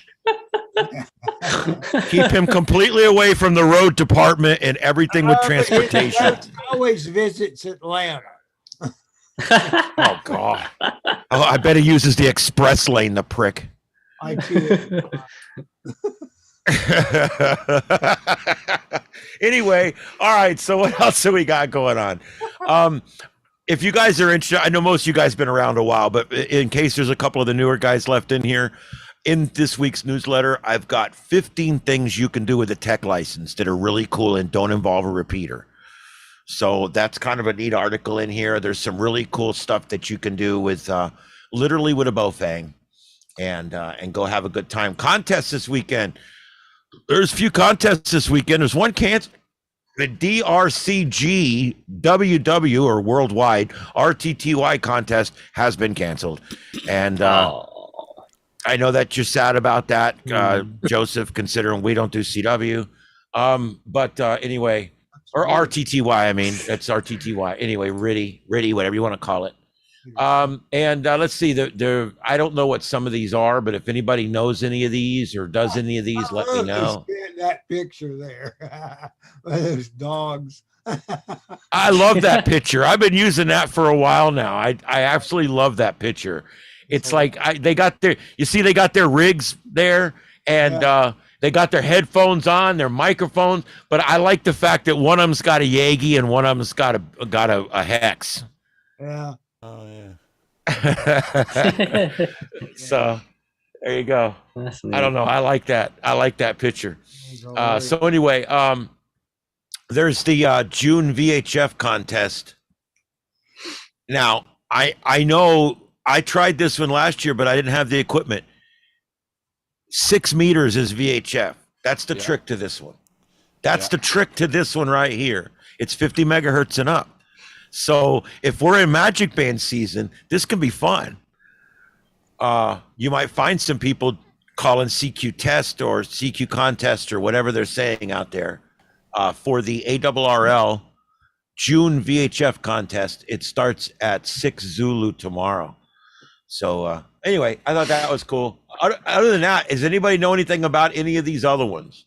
There's also a 6 meter contest here, but that's mostly in France. I don't speak wee. Copy. So let's see. Wee. And as far as fun things to buy, well, I'm just doing the stuff I'm doing now in my shack. This is what I'm doing in my shack, and so you guys can on your console and add our new clutter. There you go. We churn your Charlie F into a Charlie fart. It's a lot smaller. Yeah, this is a great idea, guys. Seriously, you can literally take all those keyboards and all those mouses and all that bullshit that's all over your whole shack and turn it into one little pull-out drawer. All your computers hook up to that top thing there. We talked about this last week, so I'm not going to spend a lot of time on it. Does anybody have any questions about this? Because I think it's really cool. You got it installed now? No, I'm still in the I haven't quite ordered it yet stage. Oh, okay. Yeah. And you know what comes next?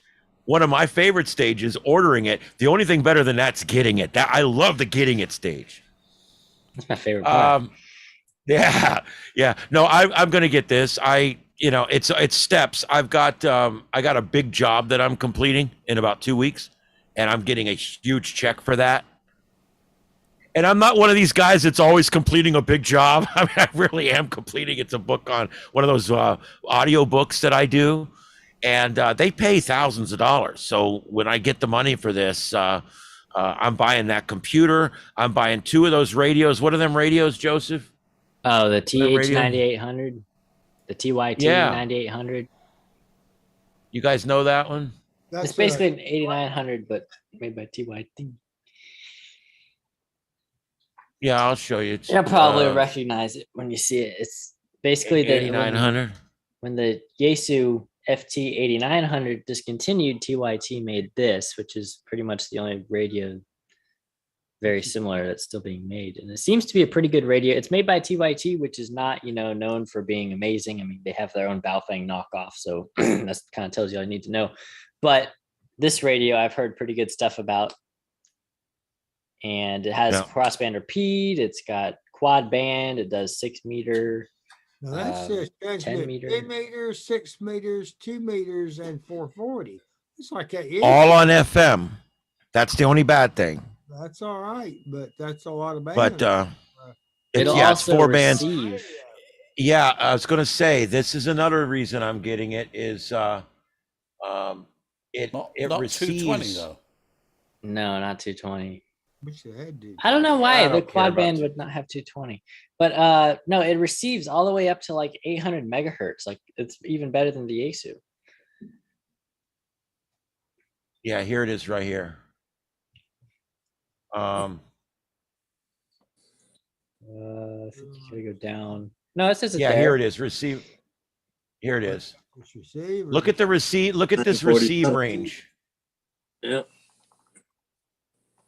750 It's got to a big hole at 947. 220 though.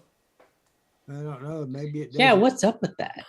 Yeah. I don't know. But I'm telling you, I'm not worried about it. It covers I got a 70 220 banks, radio. I which never is, use it. Yeah, 220 is not. I just recently found a 220 repeater here that I really like. Because you know what I've noticed is that a lot of 220 repeaters will have like a beep, like a courtesy tone, but it'll actually be a multi-tone beep, like a bloop, like it'll actually sound like a radio. And I don't know why it's only 220 radios that are like that, but Well, Charlotte just put a new repeater up at the Cars repeater up in Charlotte County.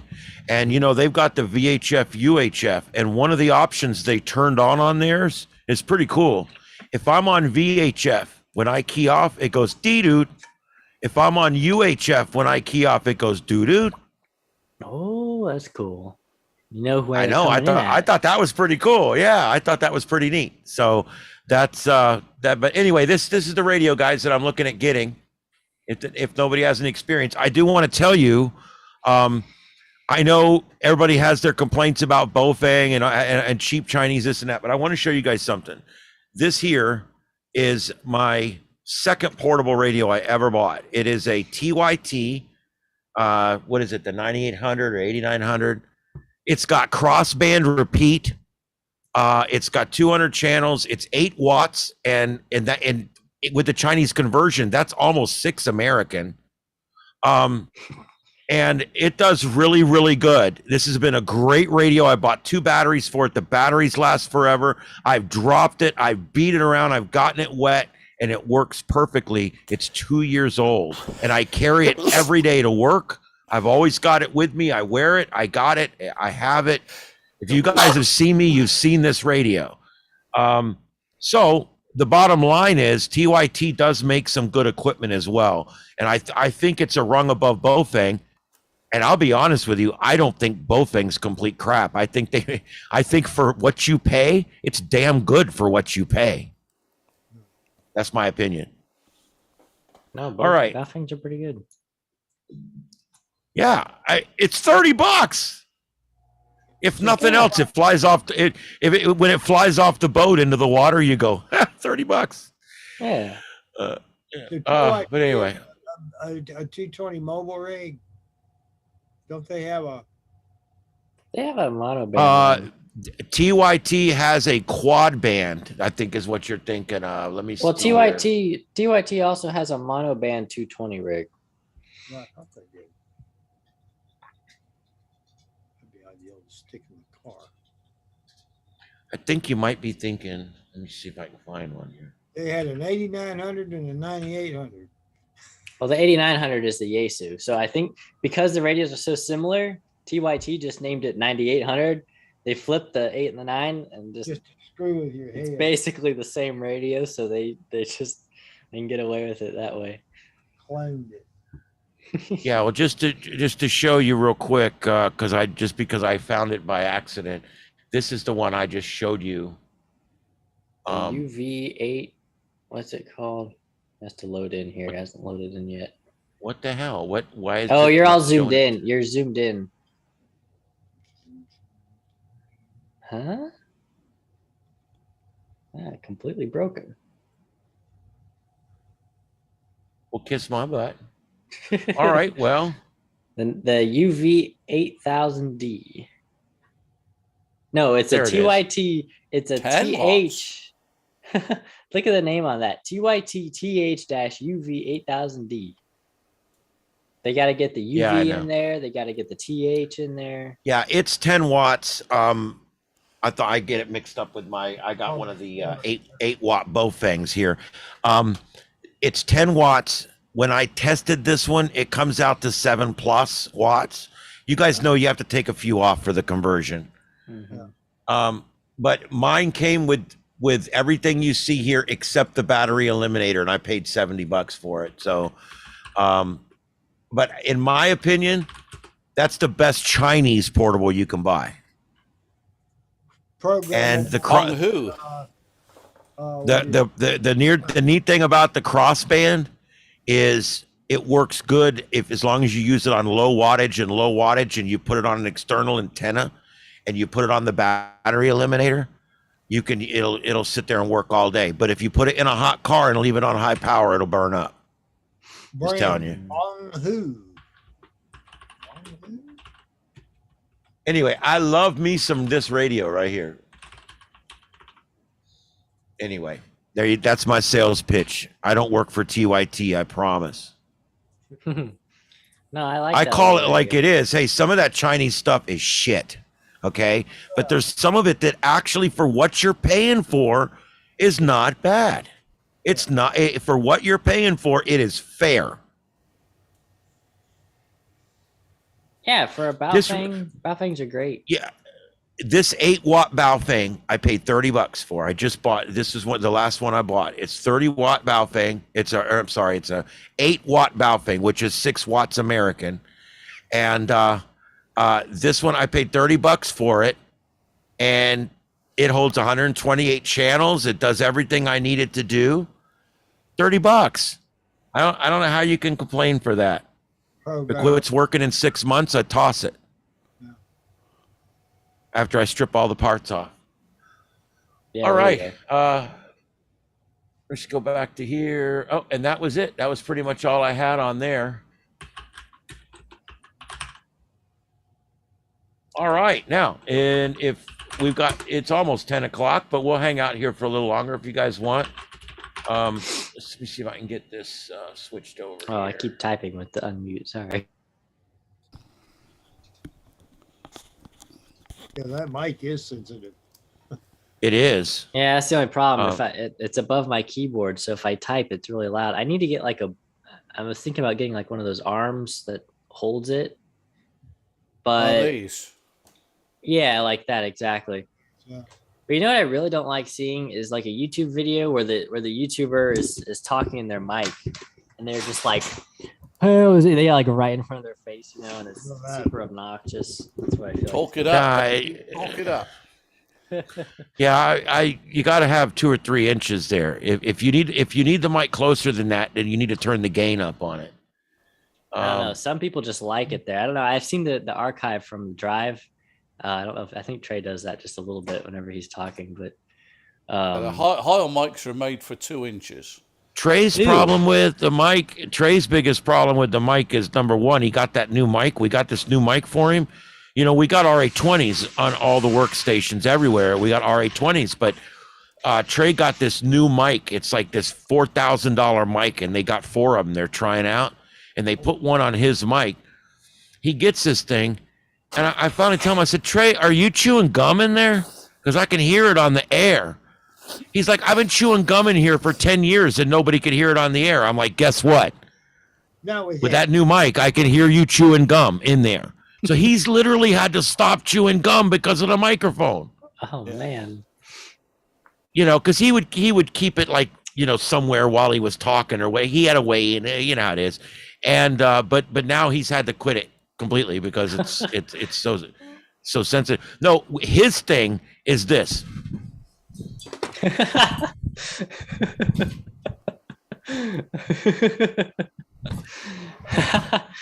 gonna have it every angle. Hold on, I'm still doing it. Yeah, because when you're talking like that, you get. And I screwed it up now. I pulled it all the way out of the hole back there. There it goes. Yeah, his thing is he loves to play with the mic arm. And if you listen to the air, you can hear it. You can actually hear the mic arm moving all around. That's great. Make this a TV show so we could see all this stuff. Yeah, when are you? Well, we were on YouTube, and I'm going to tell you why we're not on YouTube anymore, because they kept flagging us every time we would mention that the COVID vaccine doesn't work. We would get, see, I just said that this video will now get banned on YouTube because of what I just said. If you say it doesn't matter if it's true or not. If you say anything about the C vaccine, you're banned. Your episode will be taken down, and you'll get a warning. And you get 2 warnings, and you're done. And we got warnings right away. And we had a doctor on the show that was talking about how the titer tests worked, and how that really it's not stopping the disease from progressing from person to person, that they believe it does lessen symptoms, however, but that's not why it was originally designed. And we had a doctor on that spoke about it in a molecular level with us. And that video was banned, and we were given a warning over it. And Trey's like, you know what? Between that and the fact that I can't play my music that I like, because we had to get rid of all of our bumper music, even though we are licensed to play all the music on the radio, YouTube will not recognize our radio music license for bumper music. And therefore, every one of our videos was getting copyright strike. So we had to go and re-put all license-free bumper music, which we hated. We don't like that. We want to play the classic music. That people like classic rock. That's what they want to hear when we come in and out of our show. You know, they want to hear Fleetwood Mac. They want to hear Tom Petty. They want to hear some Led Zeppelin. You know, that's what they want to hear. AC/DC. They don't want AC/DC. Exactly. I mean, there's so many good bands out there, and so much good music. And Trey loves music just like I do. And they took our music away, and then they started censoring what we were allowed to say on there. And then I had to literally remind myself, what country do we live in? Yeah. Where I'm being censored on a national media platform? Soviet Google. So what do you expect? Yeah. I mean, and it really upset Trey. And he's like, that's it. We're leaving the platform. We're done. And we shut it down, and we've never been back on video since. We just broadcast on terrestrial radio on 92.5 FM, and we go out over TuneIn and over the internet audio streaming, and that's it. Because it's funny, we can be audio streamed everywhere, and it's perfectly fine. But you go on YouTube, and everything's a problem. Everything's a problem. Yeah. And I like YouTube, but it's owned by government. I mean, Google. Well, government. Google.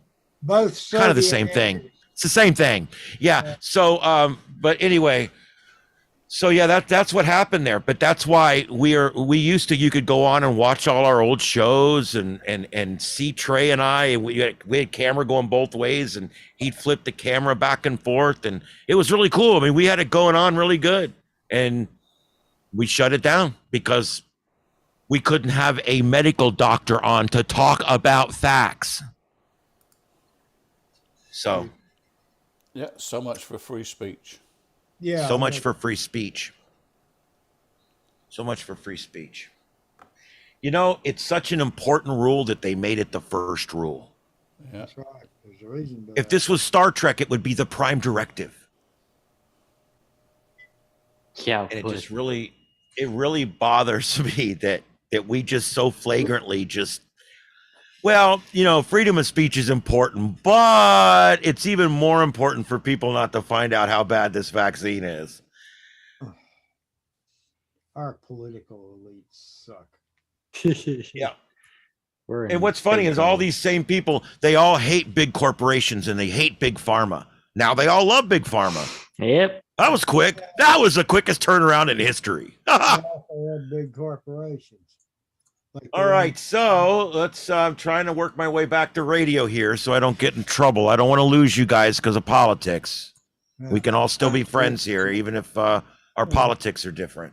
Yeah. All right. Yeah.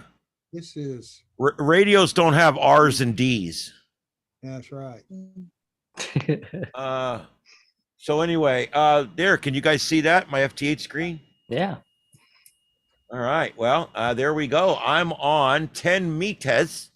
Hello. I'm on 10 meters. Ah, I can Hello, do better Tim. than that. Can And you I'm get on me? 6 meters. Are you on 6 meters? Yeah. What Oh, about- come on, mate. I'm just working WA3 HD. High definition. Oh, give me the details. Extra high definition, EHD. Ooh. There's EFHD. That's extra freaking high. I don't know if you've tried that yet. That makes my eyes water. I love these people. Have you bought a 6K TV yet? I said, I can hardly tell the difference between 750 and 1080. Oh, You want me to you go to could get- 6,000? If I got a 6,000, I'd expect to crawl inside it. Hang on. Do you know, this is really cool. You can make Zoom go 1080p and not 720. You know, Zoom is 720 sometimes. No, Zoom is 480, isn't it? For the camera? And sometimes it's 380. But without doing anything, you can go, follow my instructions. Okay, click onto screen share. Cannot screen Okay. share while other people are watching it. Okay, so somebody else go onto screen share, Okay. but make sure we can see it. Oh, Okay, do you want me to share my screen? do you want? Yeah, with, okay. with somebody. Doesn't matter who. Okay, I'm sharing my screen again. Okay. Okay, so click onto screen share. We're not going to be able to see it. No, you're sharing. I want to see when you're looking. No, we can't do that, can we? No. Because what It you hides do is you click on to screen share, then you click on to advance up in the top corner or the top of the screen. You know when you're looking for to share, Yeah. Oh yeah. you see advance, click onto that. You get like 5 or 6 different icons, and the one in the bottom left-hand corner says second camera.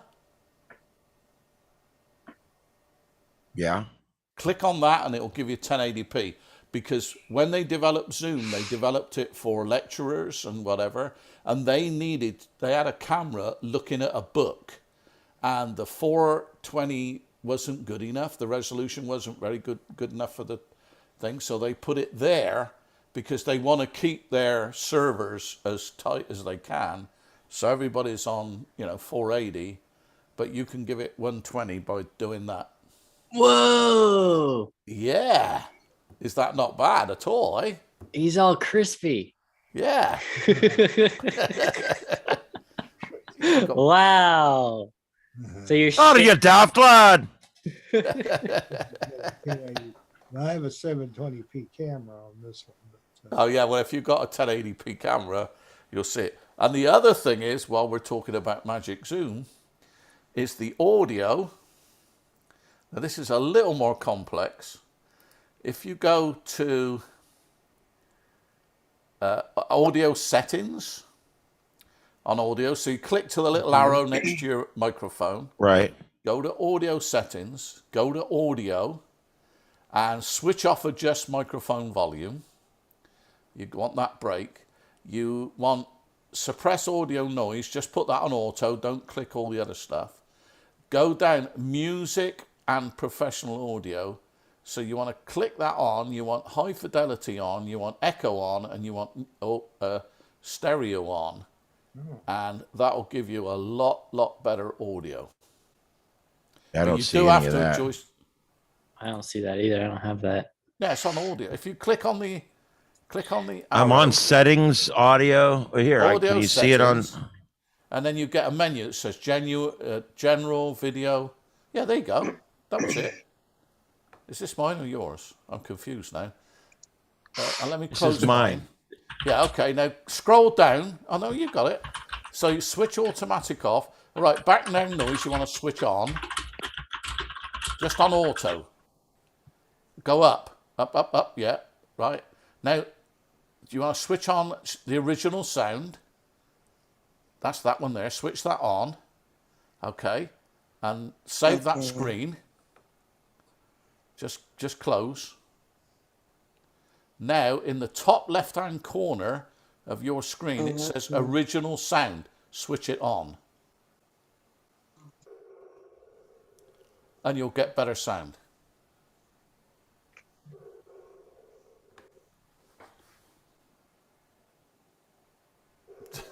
Like or none. You broke his sound. It broke his sound. Yeah. All right, yeah, I see where it says original sound, and I've turned it on. Yeah. And it should be Whoa, better. we can hear the.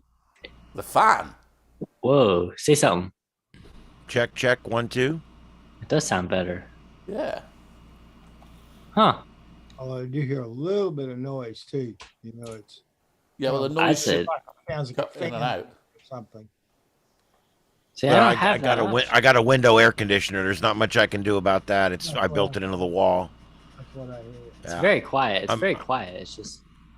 I know this is quaint, but my shack is actually a shack. It's actually I bought a 10 by 14 Yeah. what do you want to call it, a shed. Yeah, And it's a shed. I did the whole inside with insulation and wall board and the whole bit, and then I just cut a hole in the wall and put an air conditioner in it. Yeah, No, we've your seen audio definitely sounds better. I don't know why I'm missing a bunch of options. Like when I go to audio, the only option I see is automatically adjust microphone volume and suppress background noise. I don't have all those other options. I think it's because I'm on the Linux It client. says at the bottom. Yeah, I know. I don't. He's on Linux. It may be different. Yeah. I don't have those options. And if I go to advanced, the only option is echo cancellation. I also don't have like the virtual background options everybody else has. I'm missing a bunch of That- stuff. Depending on what CPU you have. Yeah. Generation of CPU. Well, I know his CPU's enough, but it may be that it's Linux. Probably Linux. I'm missing some other settings as well. Yeah, but there you go. I've been playing around with Zoom, and I've done a couple of the Zoom things. Because on Wednesday, hopefully I'll get my cameras in. I'm doing Zoom. We have Zoom once a month. Kind of like this. I call it a virtual clubhouse for our club down here in Naples. And Nice. yeah, we're doing HF, but non-technical HF, because we've got a bunch of guys who've just passed their general. So this is to get them on the air. So we're doing, what band, what time, what time of the day, what you expect from the band, what to do with your antennas. It's HF without all the technical F layers and all that stuff. We're leaving all that. So, where to go, what to expect, for all the beginners. So I'm kind of running that. So I've been, I just use YouTube as a tool, like for you guys and a couple of other things that I do. And I thought, okay, let's brush myself up on YouTube a little bit. And I discovered these things which make quite a lot of difference. But I bought a couple of cheap cameras, and I'm going to move all my Zoom stuff onto the PC and not on the Mac for the time being, mainly because of the location where they are. And I thought I'd have a separate camera, so I have two cameras, like Ian, and then I can show people stuff without, doing. You need two cameras next to each other and then put a green filter over one or a red filter over one and a blue filter over the other, and then have people put on 3D glasses, and then they can have 3D. Oh yeah, you should offer all your viewers a 3D experience. Wow, I hadn't thought about that one. No, I just Yeah. cheap. And I'm looking into the audio. I quite like the what's it called, blue something or other microphone. Blue Snowball. Yeah, something like that. There's Blue Yeti and Blue Snow. Blue Snowball. Yeti. Yeah, it's a very popular microphone. Yeah, I've got two.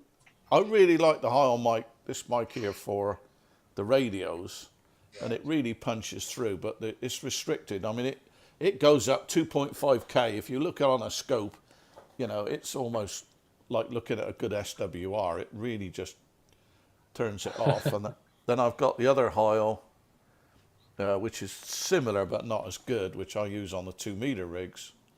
And because I find the audio slightly different because the bandwidths are different, SSB and FM. So I was thinking, maybe I'll get one to sit on the desk in front of me. Yeah, that's a good idea. Just a Well, I wish I could get an adapter for the Heil mic, because the Heil mic that I use for the FM for 2 meters and 77s, can't remember what the thing's called, Gold Line or something or other. It's actually got a nice spectrum.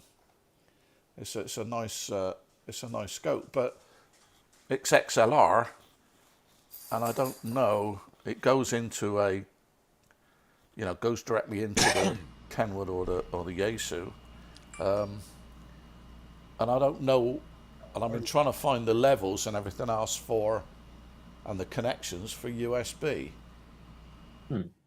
So I was thinking, okay, maybe I'll just buy a USB mic. And as you say, the Blue Yeti, lots of people use it. Oh yeah, it's very, very popular. Yeah. So I might get one of those, give it a go. See what we can get out of it. Well, I'm on 15 meters. 15. That should be busy. Yeah, it's pretty busy still, considering it's 10 o'clock at night. Oh, look at that. I got my first contact already. Well, there we go. And I'm at 80 watts. That's correct. I just dropped down to 15 meters and see what I can find. Oh yeah, 15 meters is really busy.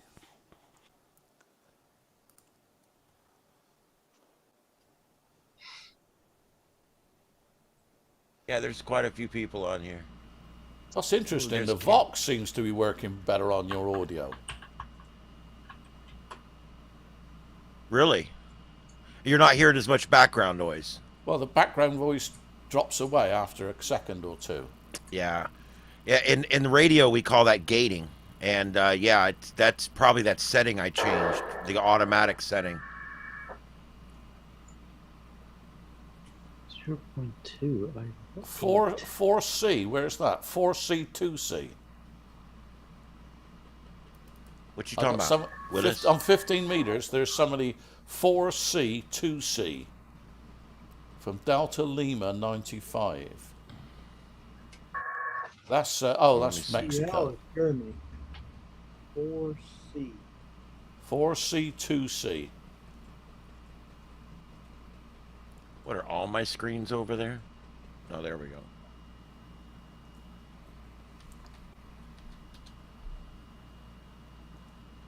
Just giving the couch shout, he's not coming back. 4C, 2C. Hey, when did this thing start working good? What thing?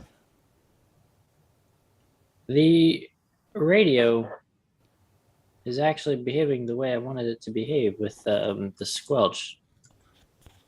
The data port on the back. That's weird. Last time I checked, the data port was getting a baseband Ooh. audio all the time. Now it's There's Japan calling me. Hello, Japan.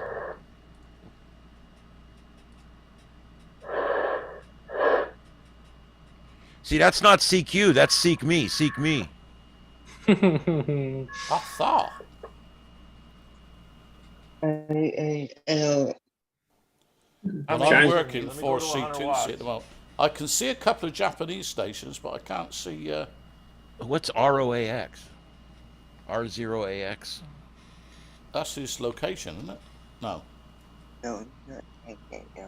Okay, Oh, I've that's got- Asiatic Russia. Yeah. Yeah, we don't work now. Position time with original. You know, I'm having a real problem with that because So, these people over in Russia don't want any more what's going on than anybody else, and if they're hams and they're in Russia and they're working the radio, I answer them. yeah, I'm not totally sure. I know, but ham radio is about friendship, and God knows I don't want to be the one that's being a dick. Really? Okay, I do play that. I only play that on the radio. I got Japan. I couldn't resist that one. You left yourself wide open, you know? Yeah, well, that's fine. At least I can be a dick and then I can shut it off. That's the important part. So which American station, Japanese station you work in? Juliet Alpha Zero Fox, FOX. Fox on the line. Juliet Alpha 3. Wonder if he works for our Fox affiliate in Japan. Yeah, I've got JA3OMA. for EFS. Oh, I see OMA. I see 421. OMA. I've just called him. Yeah. He's -9 with me. That's quite strong. I'm having difficulty finding a spot to park the TX. Yeah, I know. There's not a lot of spaces left in this parking lot. Yeah. Yeah, I'm going wide. I I'm found going me a up spot round there. 27. All right, guys, let me put this out there. If anybody has any questions about FT8, now's the time to ask. We'll be glad to run through it with you. We'll be glad to help you with any tips or tricks that you might need us help you with, or show you what we're doing. I found it to be a little intimidating the first day or two I was on it, and then after that I fell in love.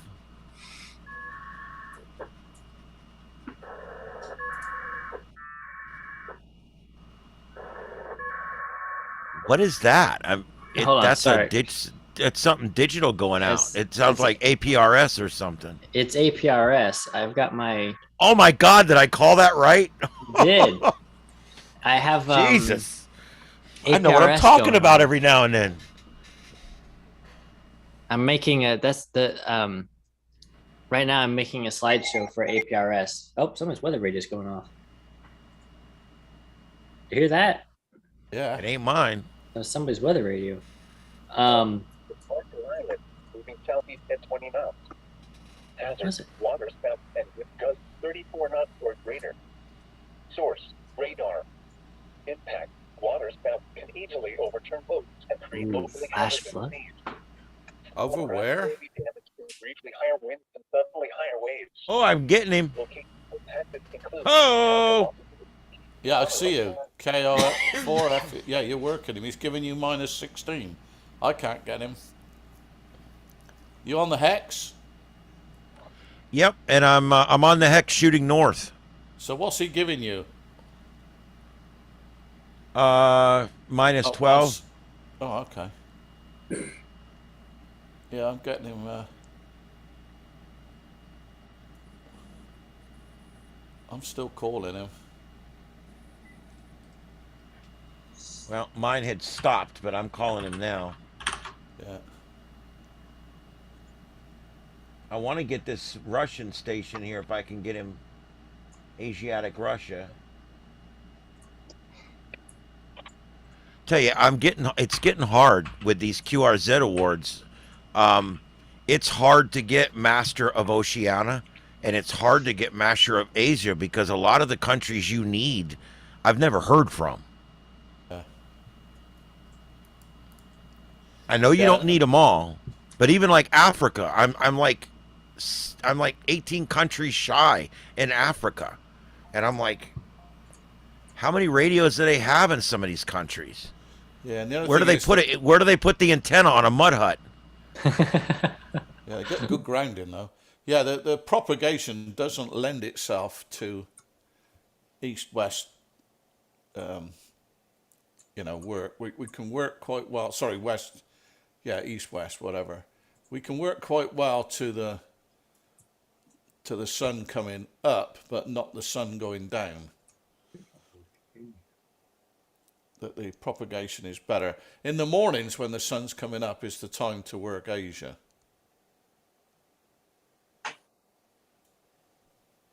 I can never get on the radio then.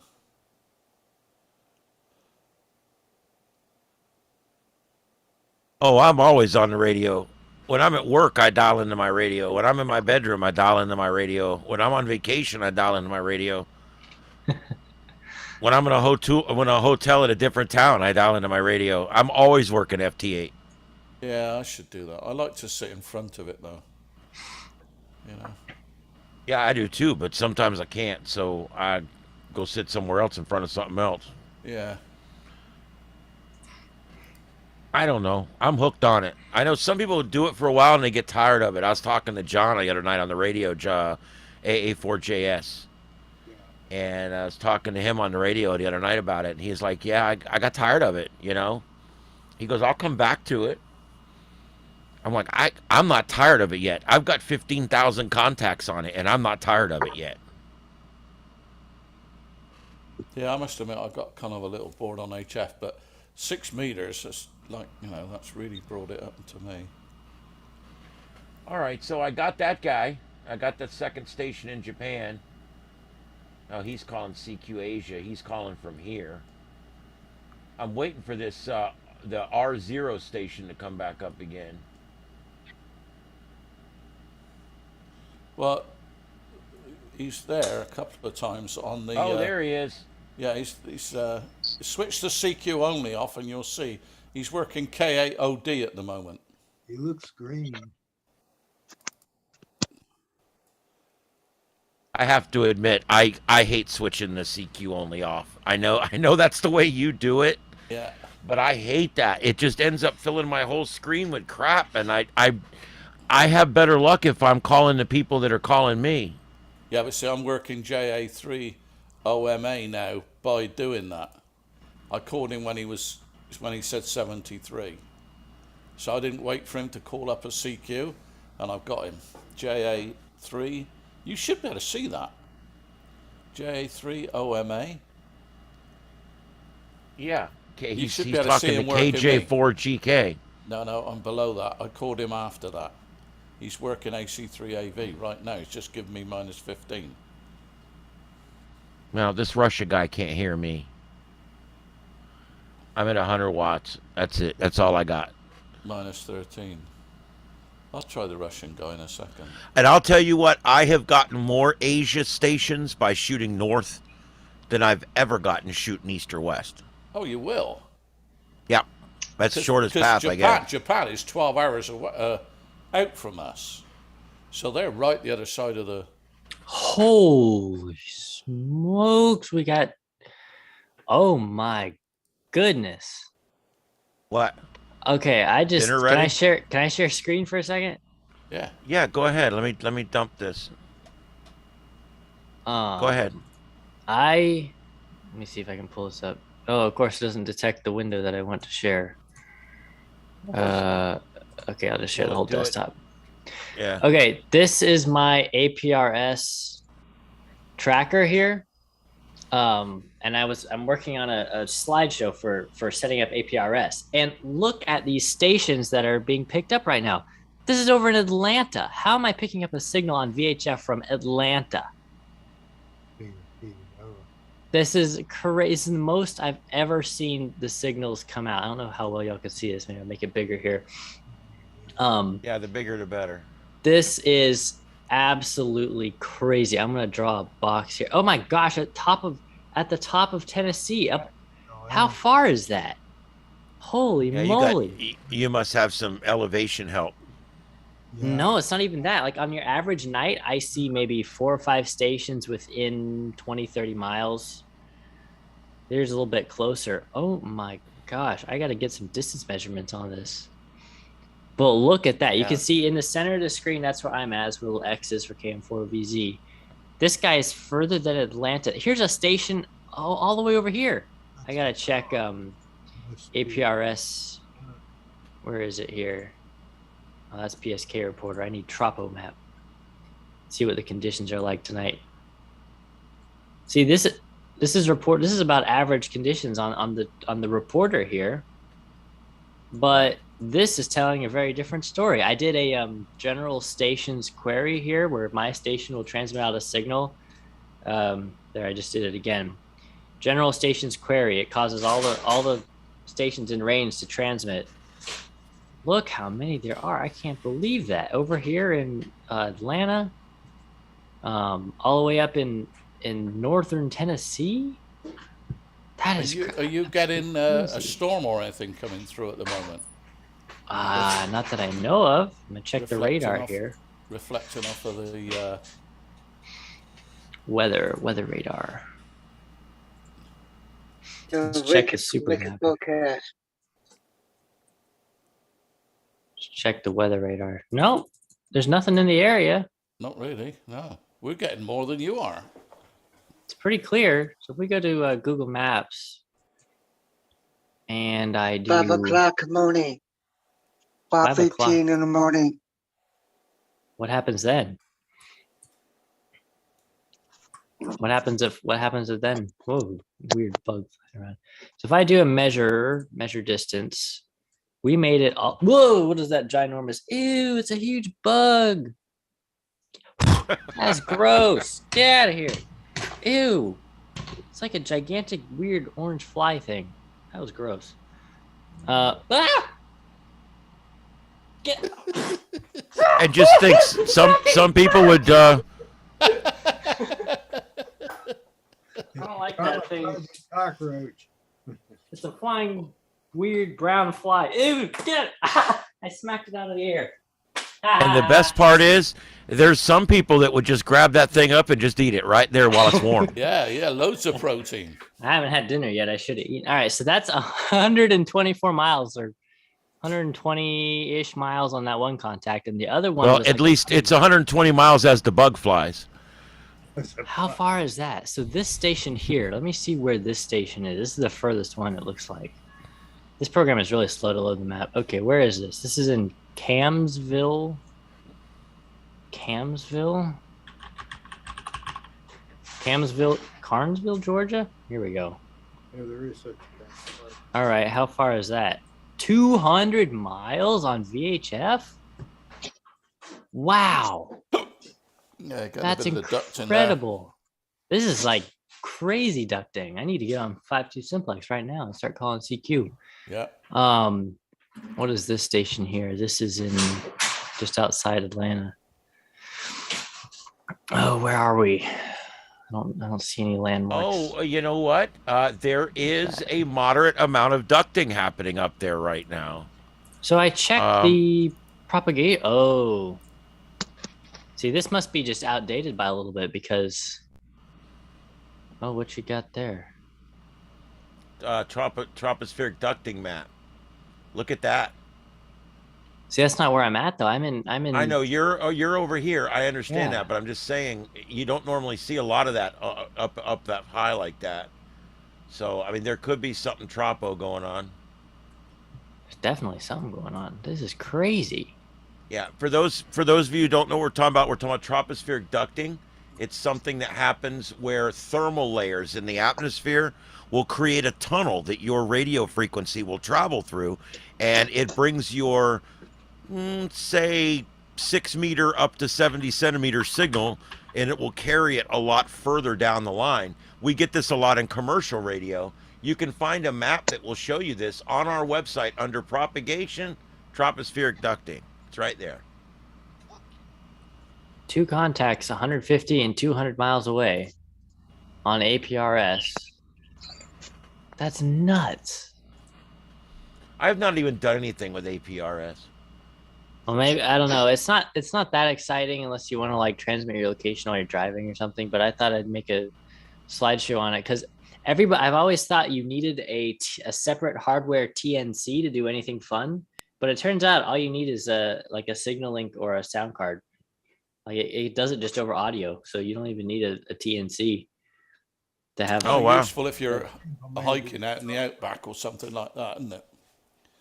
Yeah, you can transmit location. You can do like beacons.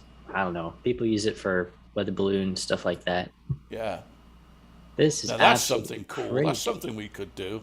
Those hot air balloons are amazing. Oh yeah, one of these days we're gonna do it. I'm gonna put a camera on it. I'm gonna put an APRS transmitter. I'm gonna put all kind of stuff on there. And we're gonna. They make a. Go ahead. Your QRP Labs, you know the people I'm buying my little DX transmitter from, they make one, and it's like $50 or so. It's less than that. I think it's $30. The whole shooting match, ARPS and it transmits all its data, and it does it in two slots rather than just the one slot. Let me see if I can find it. But I was looking, they did it up at Dayton, They had the balloon. You can buy the balloons. You can buy like 10 for $39 off of eBay. Oh, wow. And, you know, you balance them and whatever. It's quite cool. I'll find the website. Now, is this something where you float it away and then you go get it later type of Yeah, thing? and it goes around the world like 3, 4, 5, 7 times. No, it doesn't. Yes, it does. Absolutely. No, the balloon goes up to like 18,000 feet or whatever and pops and comes back down maybe 100 miles away. No. Let me find this for you. Are we talking about the same thing? Yeah, little Mylar balloons with a little transmitter, and that they go around the world a bunch of times. No. They come back and forth and everything. Yeah. Hang on. Let me find this. No way. There's no way. Yeah, there is way. Oh, that's even cooler. Yeah, Man, putting a solar powered transmitter on there or something like. Yeah, they cut up little QRP Labs.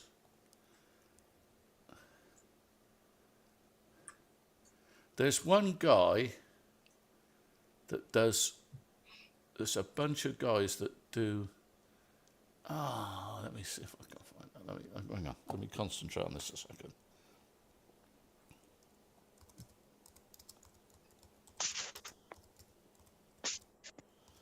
Man, I cannot believe the conditions tonight. It's absolutely crazy.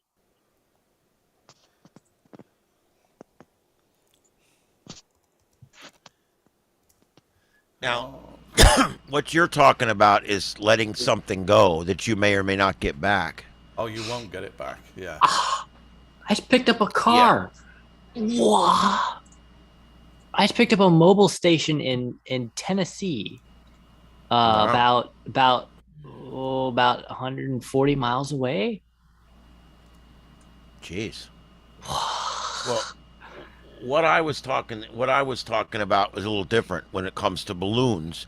I'm thinking, why don't we take a balloon, fill it full of helium, connect the wire to it, and float it up in the air, and hold on to the other end of the wire and use it as a wire antenna?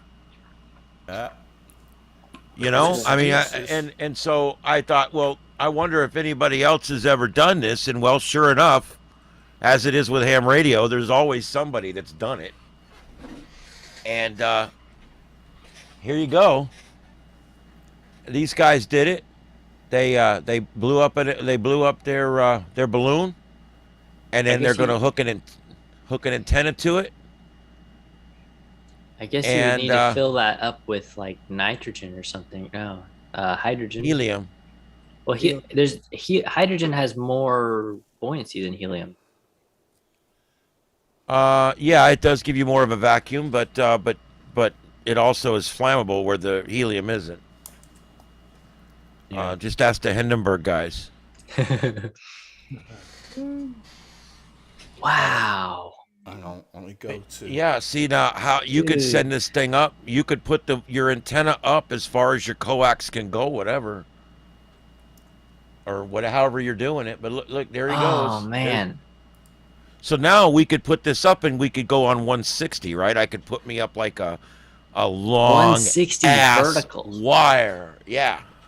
Yeah, let's see. Oh man. 360 feet. Man, I'm gonna do this sometime. I know. I thought about this the other day and I looked it up. I'm like, oh my God, people have already done this. I wonder what the anytime I get a real good idea, I find out that some other guy's already done it, but that's okay. That is so cool. There you go. This is if you look up go to YouTube, W5KUB, and then scroll down a couple of items, and he's got one there where they're launching. They call it a Pico balloon, and they track it with ARP, and it goes around the world 7, 8 times or whatever. Pico balloon. Around the world? Yeah. I've been doing this for a while. I did not know that they could do that. I thought they would. Maybe if you made it so it doesn't keep going, because this is a different kind of balloon. This is. That's so, yeah. Yeah, he's done it 108 times, so he's got 111 is the launch. 110, yeah, 111. See, with with this though, there's almost no chance of recovering it because wherever it comes but down. if you look at the little transmitter, you know, it's nothing. And this is APRS. Yeah, I think that's what they use. And they transmit twice on it to give all the data, you know, like the height, the temperature. Somebody just sent me a message over APRS. They sent me like a text message. What? What? I can send some. You could. I just sent a text over APRS. Somebody says hi, Joseph 73 from N9GQA. Okay, why is the radio keying up a whole bunch?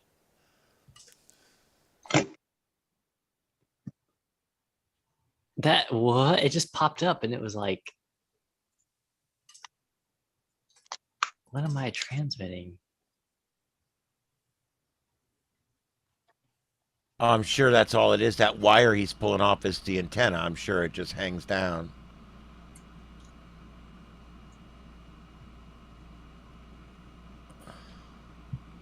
Yeah, that's the one. Well, yeah, it's got. They put in a certain amount, you know, and they weigh it so as it's lifting against a 50-gram weight. They go really into it. But there's another video there that says circumnavigating the world. That one went up on the April 22nd. It's still running. I think it's above that one.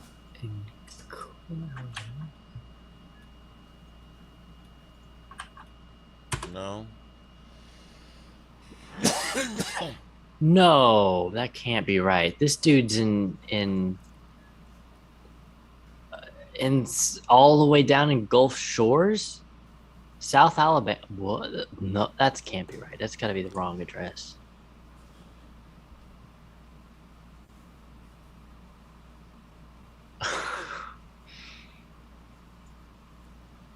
I'll be back in a sec. Dude, this is absolutely crazy. Where is he? I have a real hard time setting up a piece of equipment I'll never see again. I don't care how cheap it is. Yeah, I feel the same way. It's like, well, bye. I have a real... I'm one of these people, I don't sell radios. I don't know if you guys have ever noticed. I have every radio I've ever bought. I won't. They're mine. Once I buy them, they're mine. I'm very, very material, I guess. I'm not a hoarder, but I've got stuff I like, and it's my stuff, and it's, by God, it's staying where it is. I like it, let it float away.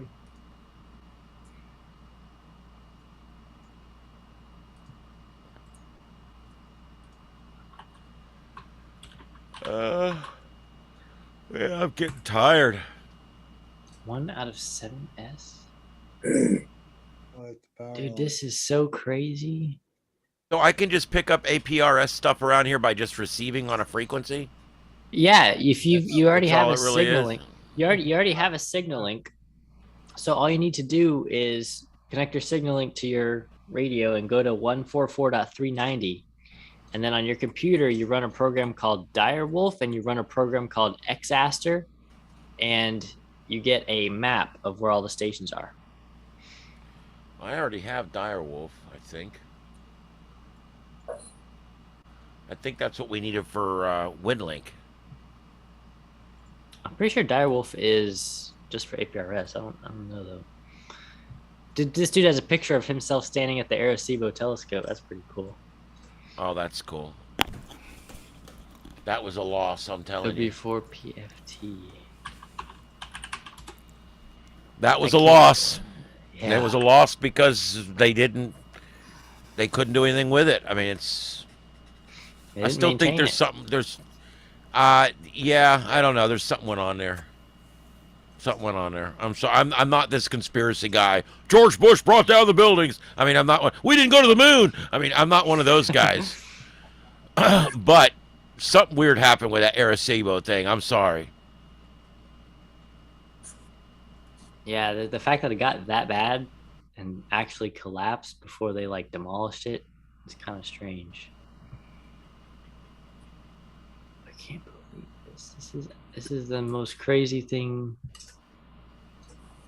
that I've seen. Back to the balloon. They don't use ARPS. They use Whisper. They use the Whisper network. And what they do is they transmit, normally the Whisper network transmits once. Well, they transmit once, and then the second time they transmit, it gives you the height and the temperature against the location with Whisper. What frequency is that on? 14 point something or other. Whatever the Whisper channel is on 20 meters. That's crazy. And there's people all over the world listen to that frequency and then send it up to these guys. Yeah, if you want to use a wet spaghetti noodle as an antenna, the mode you got to use is Whisper. Yeah, or FT8 on 6 meters. You can get it www.ham-tv.com/balloon. Okay, Direwolf is a software sound card. Yeah. Yeah. And it brings me to a big list of shit, and I don't know what to download. I hate when it does this. Well, that's what I'm making this slideshow for. I'm gonna show where to download all this stuff. You're gonna show it to. You're gonna present it to us as well. Yeah, for next week's topic. Oh, okay, all right. Maybe I'll just wait till next week then. I was going to try to get it going here real quick. Well, okay, hold on. Let me send you the link.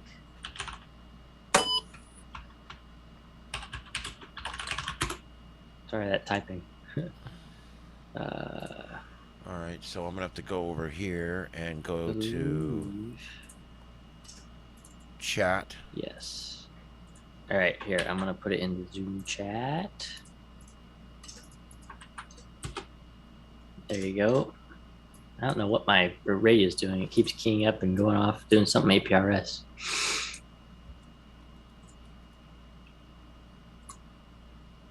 And now the propagation map has opened up a little bit, but it's still not showing what's the full extent of it. Some people would put their weather stations on APRS. Yeah, there's a couple weather stations around here, but they all just report 0 for every value. So something not right. Something's not working. Say Sean Denton was going saying 73s. Oh, no, I didn't. He was putting it in the chat. All right. Well, if you're still there, man, 7-3s. We'll hope to see you next week. I've got this, but it's on the wrong computer. So now I have to get it over to the other computer somehow. What just happened?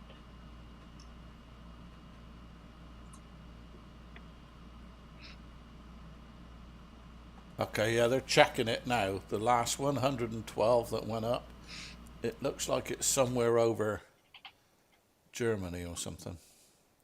Wow. So the height that those balloons go to must be it's way up there. Yeah. They're way up there. They got like 100,000 feet. Higher than the planes, I guess. Yeah. Well, some of those go up to 60,000 now to save gas.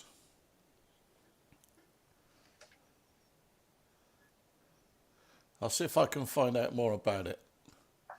But you can buy the balloons. They're made of Mylar. I can't remember what the gas they put in them. And you can buy these little transmitters for peanuts. But you throw it away. But, it'd be a good club project. That'd be a good tech club. Yeah, definitely. I want project. to do that. We can track it, around the world for a few weeks until it. To put it on a website and have it tracking live. Yeah. Oh, wow, guys. So this is cool. While we've been live here on YouTube, and I've been talking about this APRS, somebody named Joshua down in Coden, Alabama on the south coast sent me a text over APRS, and he says he sent it over RF, but there's no way the signal is actually getting there, even with these crazy conditions. So I wonder if he relayed. Did it relay? Yeah, I don't know how you do relay. That's how you do that. Because you 144.39, they've got a bunch of digipeaters on that. And they pick up your signal and then they retransmit it. Okay. So that's probably But he says he's watching the YouTube as he does every week. So that's pretty cool. We got somebody on the YouTube there Well, that's neat. watching Yeah. us. Come and join us.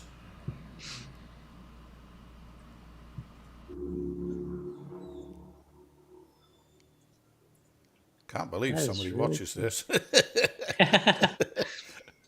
it's crazy.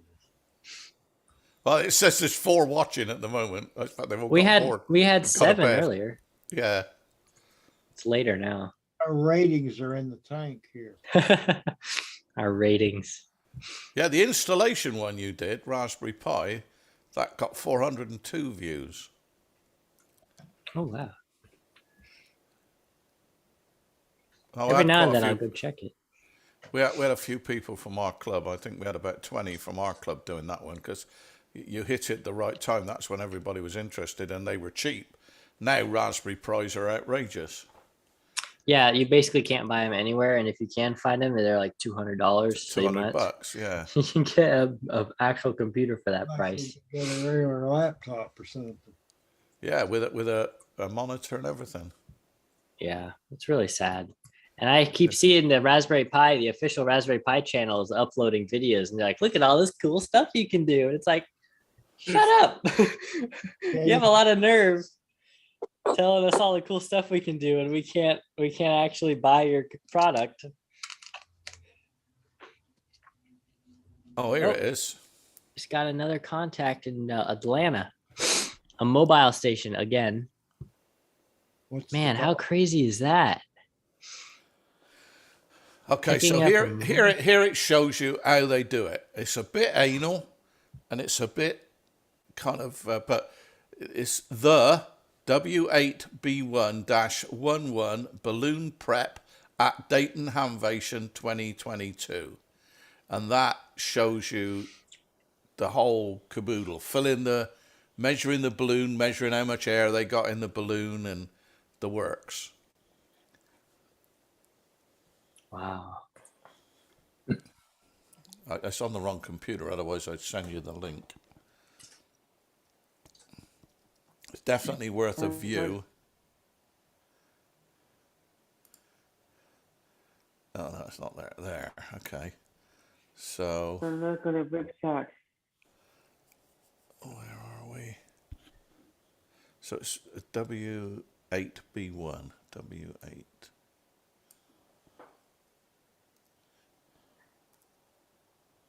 That'll be BI, I guess, won't it?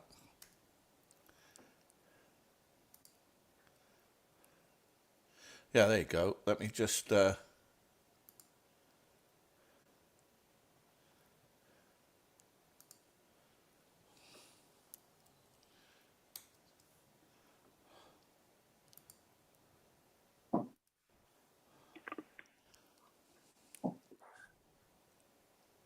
So yeah, Ian, you need that. You need the Direwolf program by itself.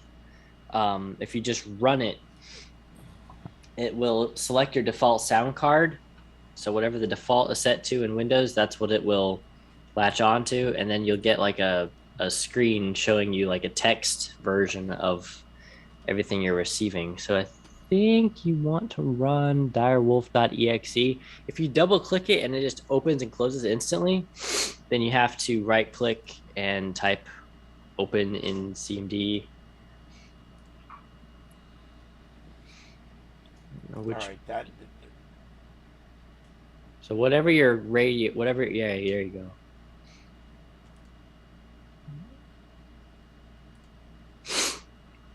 that should be the radio in and out. Should be set then. So Okay, so find direwolf.exe. If you double click it and it just, oh no, it's working. Okay. Okay, I'll put in the chat. I've put the link for the YouTube thing on, completely setting up the balloon, and they did it at Hamvention. And that's the balloon that's still up in the air now. Oh, wow. So is your radio on 14.3? No, 144.390. Let me look. Yeah, 144.390 is what you need to be on.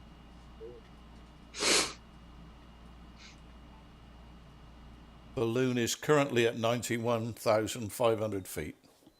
Oh, wow. That's Yeah. way up there. That's like on the edge of the edge of space. That's where you can breathe, but they won't. Yeah. They won't tell you. See, that's the cool thing about being a ham, though, is that if you want to test that theory, you can actually send your balloon up there for $50 and figure it out for yourself. And measure the air. Yeah. Yeah, measure the air pressure. See, well, no, we want to measure how much CO2's up there, don't we? Or that, yeah. Yeah. 44,390 144.390, yes. FM. FM, yeah. All right, I'm there. Okay. No tone or nothing like that. Okay. Oh, you're getting signals. Oh, you're getting a lot of signals. Yeah, look at that. You got a bunch of stuff. Skywarn, what does that say? Skywarn repeater. What are the weather report? There's a weather station in there. So what do I need now to decode this? Okay, so well, it's already decoded. You can read the text there, and it'll tell you stuff like whatever the weather station's name. But the other program you need is Xaster, and I'm gonna see if there's a Windows version of that. I don't know if there is, but there's probably a better program for Windows.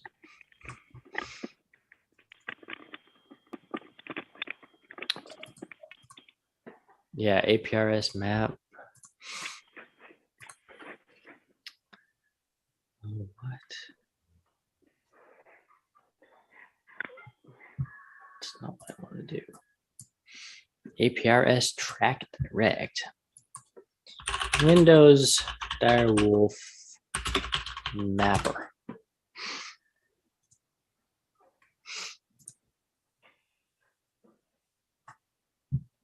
That's not what I want.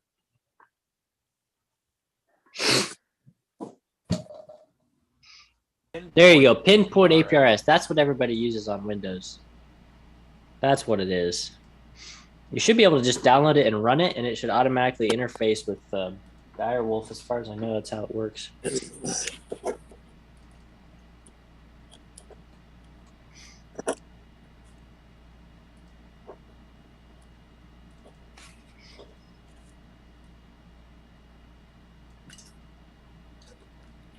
Ooh, I just got another message from somebody. KD5BIG said, yes, it is cool. An APRS.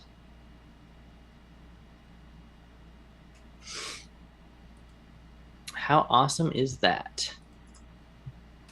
Pretty damn awesome. It looks like I'm going to get this thing working, maybe. Yeah, it does. Hey, anytime I can get something working, it's like, yay.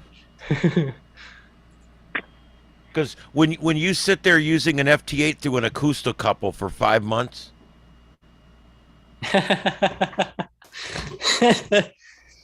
Yeah, don't knock the acousticouple. It's like when it works, you don't want to fix it, do you? You know. No, trust me. I tried every day to fix it. I invented new swear words that I sent the Navy.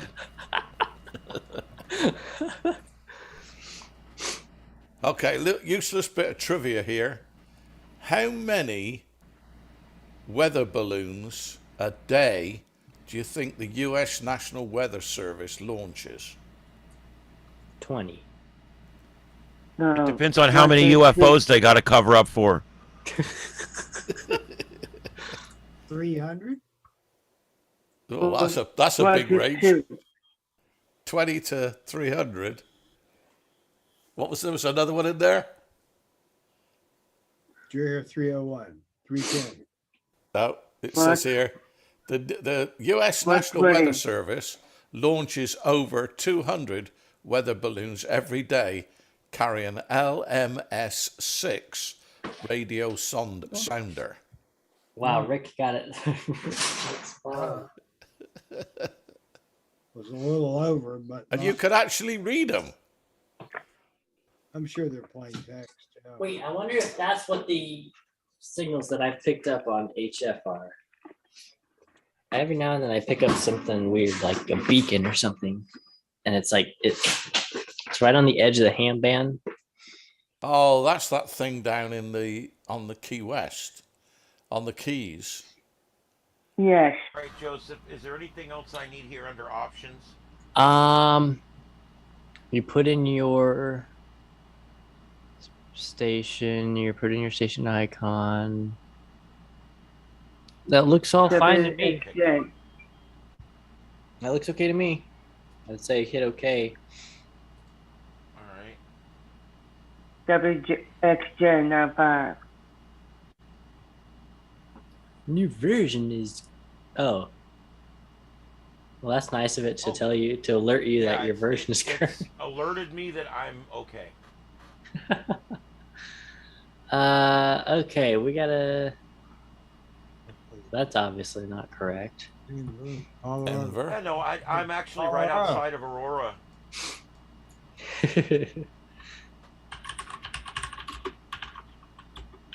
I don't think it's receiving anything yet. Hold on, you probably have to put in a port because it works over like your network. So what you're gonna have to do is tell it like what port to use. Let's see here. It says everything is disconnected. So if you go to TNC and type TNC type, I want to say network KISS mode, but I'm not certain. And then COM port, that should all just be left alone probably. Port 80001. Let me see if that is the default here. Yes, that is correct. Okay, so just leave it at network KISS mode and hit OK.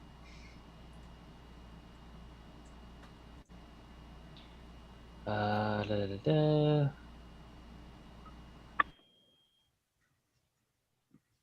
didn't seem to do anything. Could you click on the Direwolf page? The little, not the page, but the oh, look at that.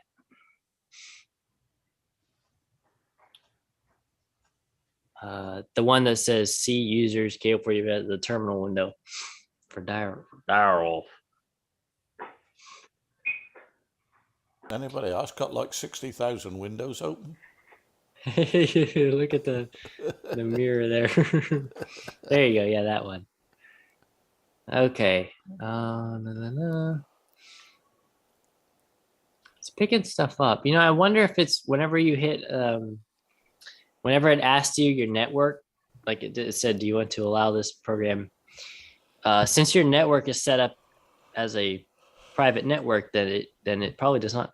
I don't know if that applies to localhost stuff though. TNC pinpoint APR Direwolf.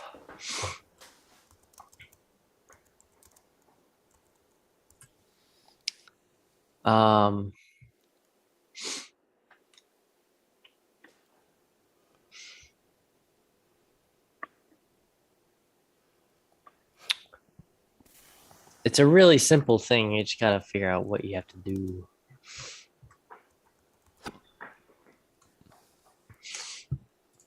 One 127.0.0.1 with port 8001. Yeah, that should be correct.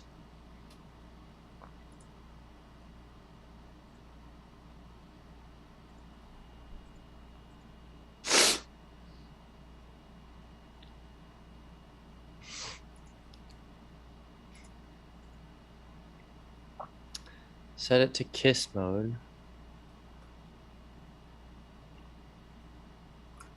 Yeah, it should be network KISS mode. I'm watching something right now.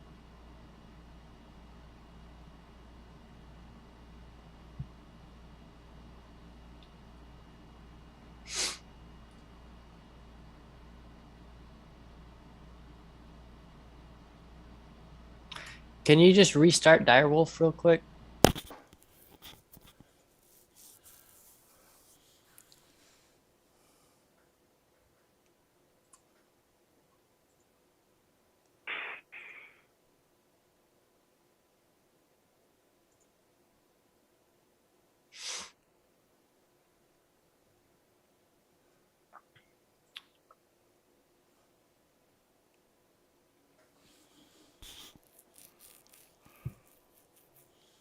So see, it says ready to accept TCP client applications on port 8001. So that's correct. I don't see any problems there. Hold on.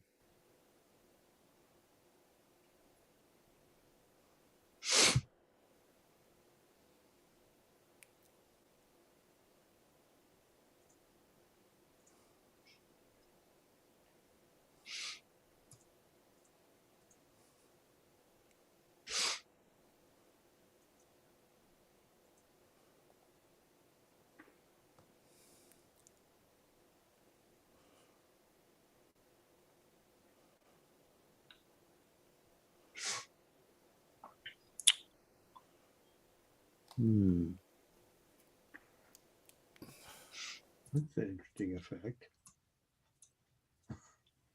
That appears to be the settings correct. Whoa. If you do like. I don't know what the hell. That's a heck of an effect. There.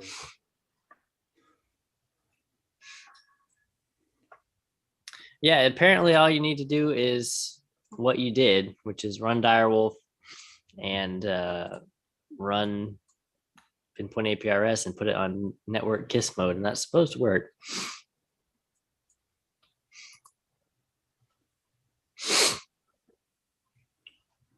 I wonder if it's because you didn't check the box for enabling private networks, but that doesn't, I don't know if that applies to localhost, so I can't be sure. Connect TNC. Click that button at the top. It says connect TNC. Hey, it worked. It connected. There you go. All right. Look at your map. You should be seeing stuff plotting on the map now. I don't know what the icons would look like, but you're getting a lot of stuff. It says Digipeater WI02. Map, you can get a lot of stuff. Oh, that's an NI4CE thing. Maybe if you look up more towards Naples, Tampa. Yes. Surprised you don't see anything locally. I wonder if that's something else you have to enable. Like, there you go. Click that. Can you right click it and say like show on map or something? Center map. There you go. Whoa, look. There you go. That's cool. How could I be hearing somebody in Leesburg on Simplex? Is that Simplex or is that being digipeated? It's probably been digipeated. So he must have it set up so that his signal always gets digipeated. There, and then it's kicked in. There's NI4CE14. Oh, now look at that. You're picking up more stuff. Yeah, there's more stuff. Stuff in Tampa. Get into this.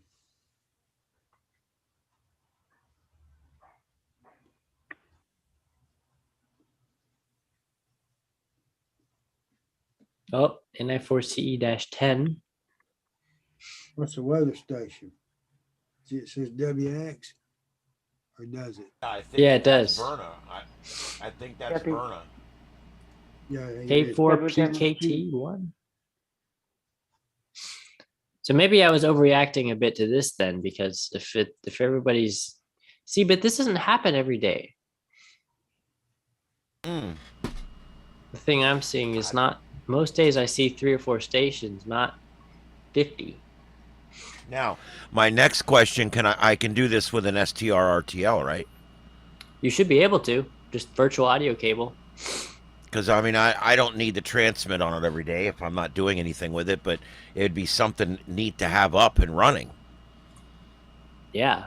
No, you should be able to do it with RTL SDR. do it on Linux. Make use of one of those Linux boxes. And that's true. Yeah, we'll put it up there on that one. I'd love to have this up, and I'd love to have the aircraft tracker, and I've got all these different cool things. I eventually want to have both the geosynchronous and the polar orbit stuff coming in all the time. I mean, I eventually want to get all this stuff working in here. This thing will be ready to walk in, flip the switch, and it's ready to go. Everything's up, and all the information's available. Yeah. Well, that's cool. It sure is populating a lot more north of here, though. Yeah, there's stuff over in Miami. I picked up a signal from a guy and near his QTH is a location called Bean Station. Yeah. Bean Station. Bean Station. Bean Station, Tennessee. What kind of distance are we looking at on this? 220 miles. Are you getting audio from a radio set to 14439, or you getting? Yeah, that's what I'm doing. Yeah, that's all I did. That's all I did was set the radio for 144.39 FM, no PO, and downloaded those two programs and turned them on. Hey, that's something that worked out of the box for once. Yeah. Yeah, I mean, we played with it for 5 minutes or so, but yeah, it pretty much worked right out of the box. Hey, you just had to hit that button that says connect to TNC. I don't know why it's not automatic, but you got to click that button, actually. Well, they're probably thinking about hardware TNC, but you just implemented it in software. So that's. Yeah. Man, well, this has been pretty cool. Really? Look at all that. I need to get my weather station put on.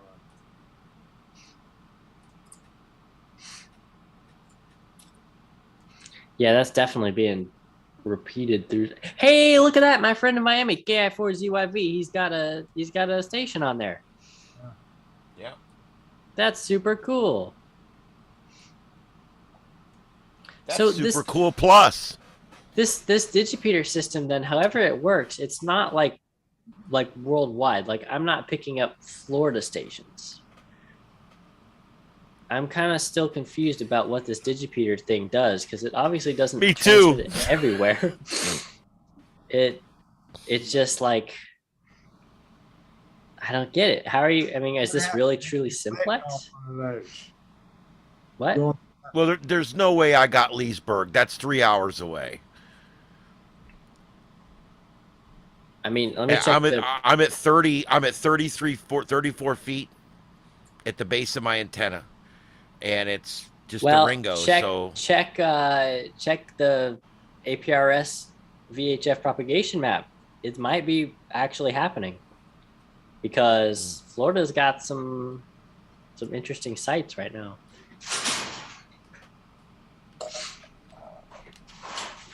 Still is a bit, it seems like a lot, but I don't know how these digipeater systems work. K4EOC. You're not getting anything from Fort Myers, like nothing. But so much from everywhere else. That's what's strange. Yeah, see?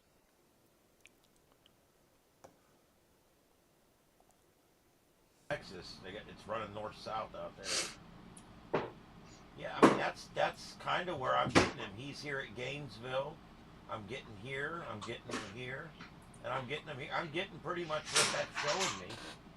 I hate to say it, but that's pretty much where the pattern is. So could all that be simplex? God, I don't know if it is. I'm impressed. I know it's digital. You can do a lot more with digital. Definitely digital does make a big difference. But, I mean, getting that signal from Miami, I mean... Oh, if you're digipeating it over, yeah. Yeah, but that's what I don't get. What how do you set up a DigiP? There's also a means of connecting the Digi into a backbone on the internet. So that may be going through that too. Seems odd there's nothing in Fort Myers, Bonita, Naples area.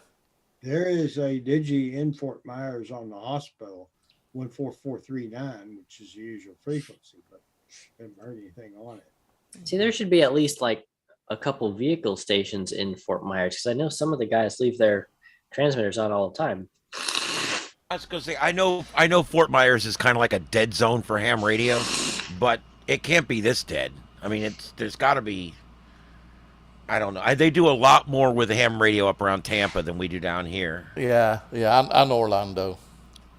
Yeah, and Miami for that matter. It's Fort Myers is like a dead zone here. We need to get these put on APRS. Okay, guys, I gotta say goodnight. I gotta go to bed. I gotta get up early in the morning, walk the dog and stuff. Well, we were just literally sitting around waiting for you. Yeah. So if you're done, I'm done. All right. Well, I'll see you all next week. All righty. We'll see what goes on. Yeah, I'm looking forward to this chat of yours.